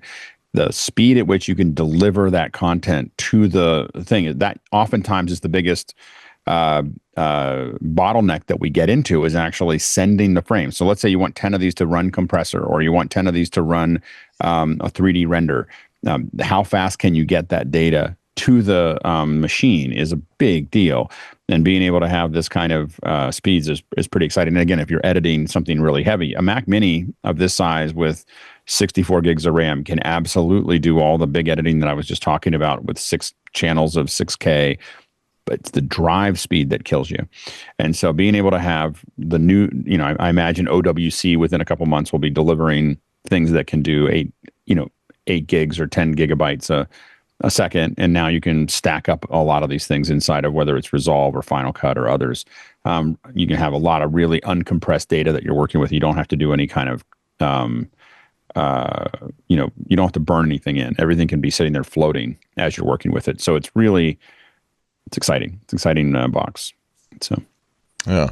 But obviously, if it can do that, then you might want to wait and see what the studio will do. Will the studio be this week or no? It'll be next year. Next year. Mark Gurman says mid next year that it actually slipped a little bit. But it's really 4 computers, right? You've really got, based on the 4 different chip models, you've got 2 Mac Minis and 2 Mac Studios. And I was thinking about this, that I've got a Mac Studio now, the base model, which has got the M1 Max chip, and then there's also the Ultra. And let's assume that they're going to do an Ultra this generation for this. And then you've got the M4 and the M4 Pro. Like, where do you fall if you want a desktop system? And there will be, maybe some crossover, but not in terms of the specs. You could spec up a Mac Mini Pro chip with a bunch of RAM and a bunch of storage and get it to be over what the starting price of the Studio probably will be, but not with the specs that you want. So I think $27.99 when I did. Yeah. I mean, I priced one for 25 or something like that. But the question is, who needs the higher end one? Like I'm not sure I need anything more than the M4 Pro Mac Mini. Do you need anything more than the M1 Max? Let's be honest. Right? Well, it's true. Actually, that's the truth of it. If I did, I would have ordered a Pro Mini today. And the fact is, my M1 Mac Studio is still great, honestly. Yep. And so probably I'll just wait and see what the Studio holds. But it's nice that they offer these things, because M4 base model is super powerful, and I know that it's got a little bit less storage than people would like and a little bit less RAM, although it's got 16 now, so that's good. Yeah. But it's still an incredible value. And then with the Pro chip, you have got a very powerful system. I have a friend of mine who works from home and is a creative professional in the film industry. And he texted me today and he was like, bought a Mac Mini because he had an old Intel iMac that was on its last legs. And this is a serious professional person. So like it's an impressive product on both fronts. So you can so let's start with the highest end Mac Mini, upgrade it to the M4 Pro with 14-core CPU, 20-core GPU, 64 gigs of memory. That was $600. That's the Apple Premium right there. And you can go up to 8 terabytes of storage. But I think I'm going to do 2, yeah? Now we've got, this is the $27.99. I don't need 10 gigabit Ethernet. Nice, though. Alex, do you have 10 gigabit Ethernet? No. I don't, but I'm probably going to, as the someday. Well, the bandwidth now coming into my house, I'm trying to get it all upgraded to 2.5 gigs. Right. So you would want that. You start to think, 1 gig might. It starts to feel a little compressed now. A gigabit. And a reminder, by the way, if you're in education, all those numbers go down a little bit. So if you're a student, the M4 is the base starts at $499. Wow. So, yeah, exactly. That's a great price. For a very competent My kids are going to be so happy at Christmas. Yeah. when you start, it's you would prefer this than a laptop for your kids? Yeah, because I mean, the thing is they do a lot of stuff at their house. They don't really spend a lot of time somewhere. If they do it, I mean, they both have monitors. The problem is that I really like the problem with iMacs is dealing with the monitor and the machine. Like my daughter wants to make music. It's easier for me to give her a Mac Mini with a monitor she can kind of place wherever she wants and have the Mac Mini where it needs to be to get all the instruments in and everything else. I find it very, again, as someone who has a lot of monitors, I've got like 9 monitors up here. I have a hard time understanding like where would I put it. I look at the iMac and I'm like, where would I put that? Like I don't like all of my monitors hang on arms so that I can move them around and get them to where I want. And so when you get used to that lifestyle, it's really hard to go back. So having a computer that's contained and sitting on your desk seems like a really hard thing. And again, I think unless you really are going to be on the road, having a laptop doesn't necessarily, if you're using it at home all the time, doesn't necessarily make sense. So you're getting so much more bang for your buck from these Mac Minis with a monitor. You can go out and buy of course you can get a nice monitor and then you're paying about the same amount, but I have one nice monitor that I can do color correction on. The rest of them are these cheap, $150 1080p, 24-inch. They work great. Not only that, but we're forgetting there's almost a community of people that are like iPad Pro or even iPad Mini users that essentially had traveled with a Mac Mini as a headless Mac, and they use their iPad as a display for that. Oh, that's going to make this even better. And the fact that the power supply is completely integrated, that's good news and bad news. It's obviously good news because it's just one simple cable that you can replace for like $10 if you lose it or if you want multiples of them. When we were talking about this a while ago, like about wouldn't it be great if they made like an Apple TV sized Mac Mini? My fantasy would be that it would be powered by like power delivery over USB. Yeah. So that in certain scenarios I could just like power it with a power brick and just have that completely. But it's going to make that all those people really, really happy too. I really wanted it to be that way because in our school in Africa, the number one thing that dies is the power supply. So we ended up ended up with a bunch of PCs because it was too hard to update. It was too hard to fix them iMacs. Like we started off with 40 iMacs and over 10 years ended up with a bunch of PCs because it was just as the iMacs died one after the other with the PCs, we just replaced the power supply. So I was hoping to see it go to USB-C the same way you had it because you could also power, theoretically, with some of these bricks, you could power 2 or 3 of these iMacs or Mac Minis at one time. Yeah. But also, if it blows out the power supply, just buy another one. Yeah, right. Even so, though, I mean, it must have gotten really close. I mean, the power on the specs page, it consumes less than 150 watts.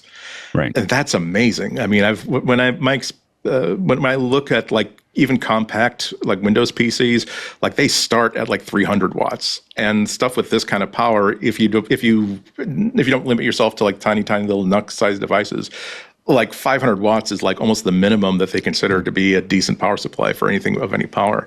So this is an amazing accomplishment to get it to work in under those circumstances. And I bet it very rarely gets to 155. Sure, that's max. That's maximum. It's probably operating at half of that or less. Very quiet too. They say 5 dBA at idle, which is basically silent, even though it doesn't. And they're saying the first completely carbon-free Mac. I think they're saying. Yeah, first carbon neutral. Carbon neutral. Sorry. That means they're buying credits, though, right? No, it's a combination. They changed the way they manufactured it, and they remember their power is all not credits. Their power is all green, and they're using it's 50% recycled materials in there. Nice. Good job. And there's a lot less aluminum because they say they're using a new process that uses much less aluminum than old processes did. So, yeah, that's all part of the story. This is, I mean, literally 14 years since they redesigned the enclosure of the Mac Mini the last time. So it's about time for this. Also, we're all now very aware that when you make it smaller, all the great reasons that we like things that are smaller, including being able to Velcro it to the back of a display, but also that means that you can get more Mac Minis per master case, more master cases per shipping container, and now fewer shipping containers, so it'll cost less to ship. Yeah. What about, I mean, one reason people do buy PCs is for discrete graphics cards. What about graphics performance? Alex, do you have an opinion? Are they keeping up? Are they catching up? For the vast majority of the audience, absolutely. You know, the integrated graphics, when you start looking at that memory, the memory bandwidth is really high compared to bus bandwidth, as well as being integrated with the CPU. So it's a different problem because you can cut these things if you're building it for the computer. The way that you use the CPUs and GPUs is very different than the way you would use a discrete GPU. Now, for some of the stuff that I do, we still need NVIDIA and AMD cards, So these are, so it is like I have things that we do that we need 3 or 4 of them in one computer. I can't do that with, obviously we can't do that right now with any of the Macs. There is a world that needs more than what the Macs can do. When you're talking about a Mac Mini or you're talking about these things, I think that the performance is very, very good for 99% of the market. And I think that there is a 1% of markets that's going to still keep on buying Linux or PCs because they need more dedicated and specific hardware. Yeah. But I think that has more to do with how the apps are written than what the computer can do. So when we talk to app developers who write from the ground up, and they write to the metal, literally. So when they're writing to metal, they're taking full advantage of all of Apple's APIs.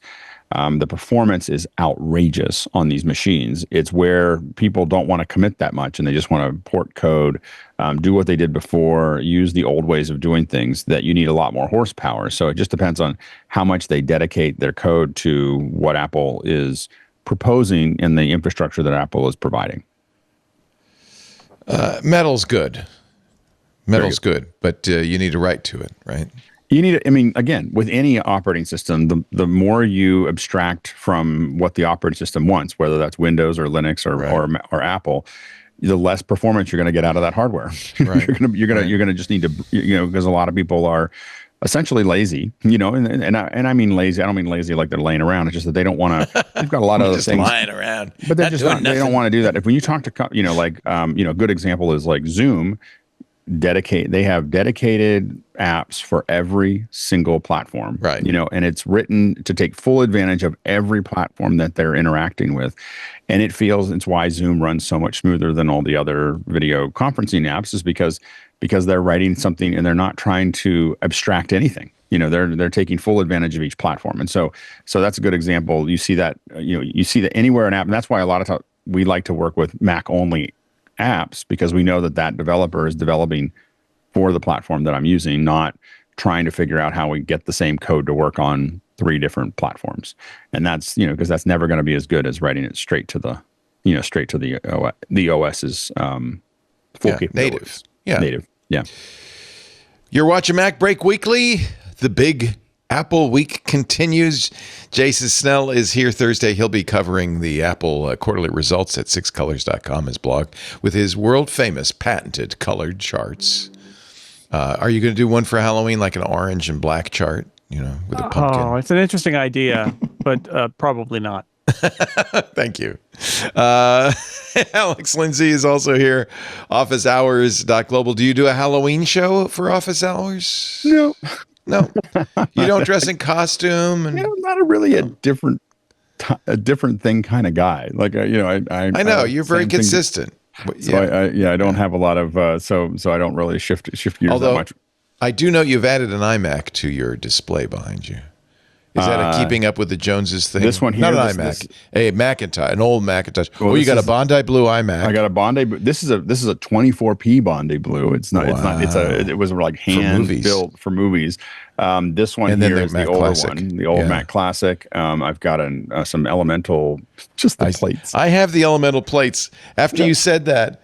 We apparently Russell had scavenged the plates. Wait a minute, I have the orange ones though, which is that good or bad? Yeah, a lot of us were a little upset about the whole orange plate thing. We were come on, this man. Kids was a $25,000 machine.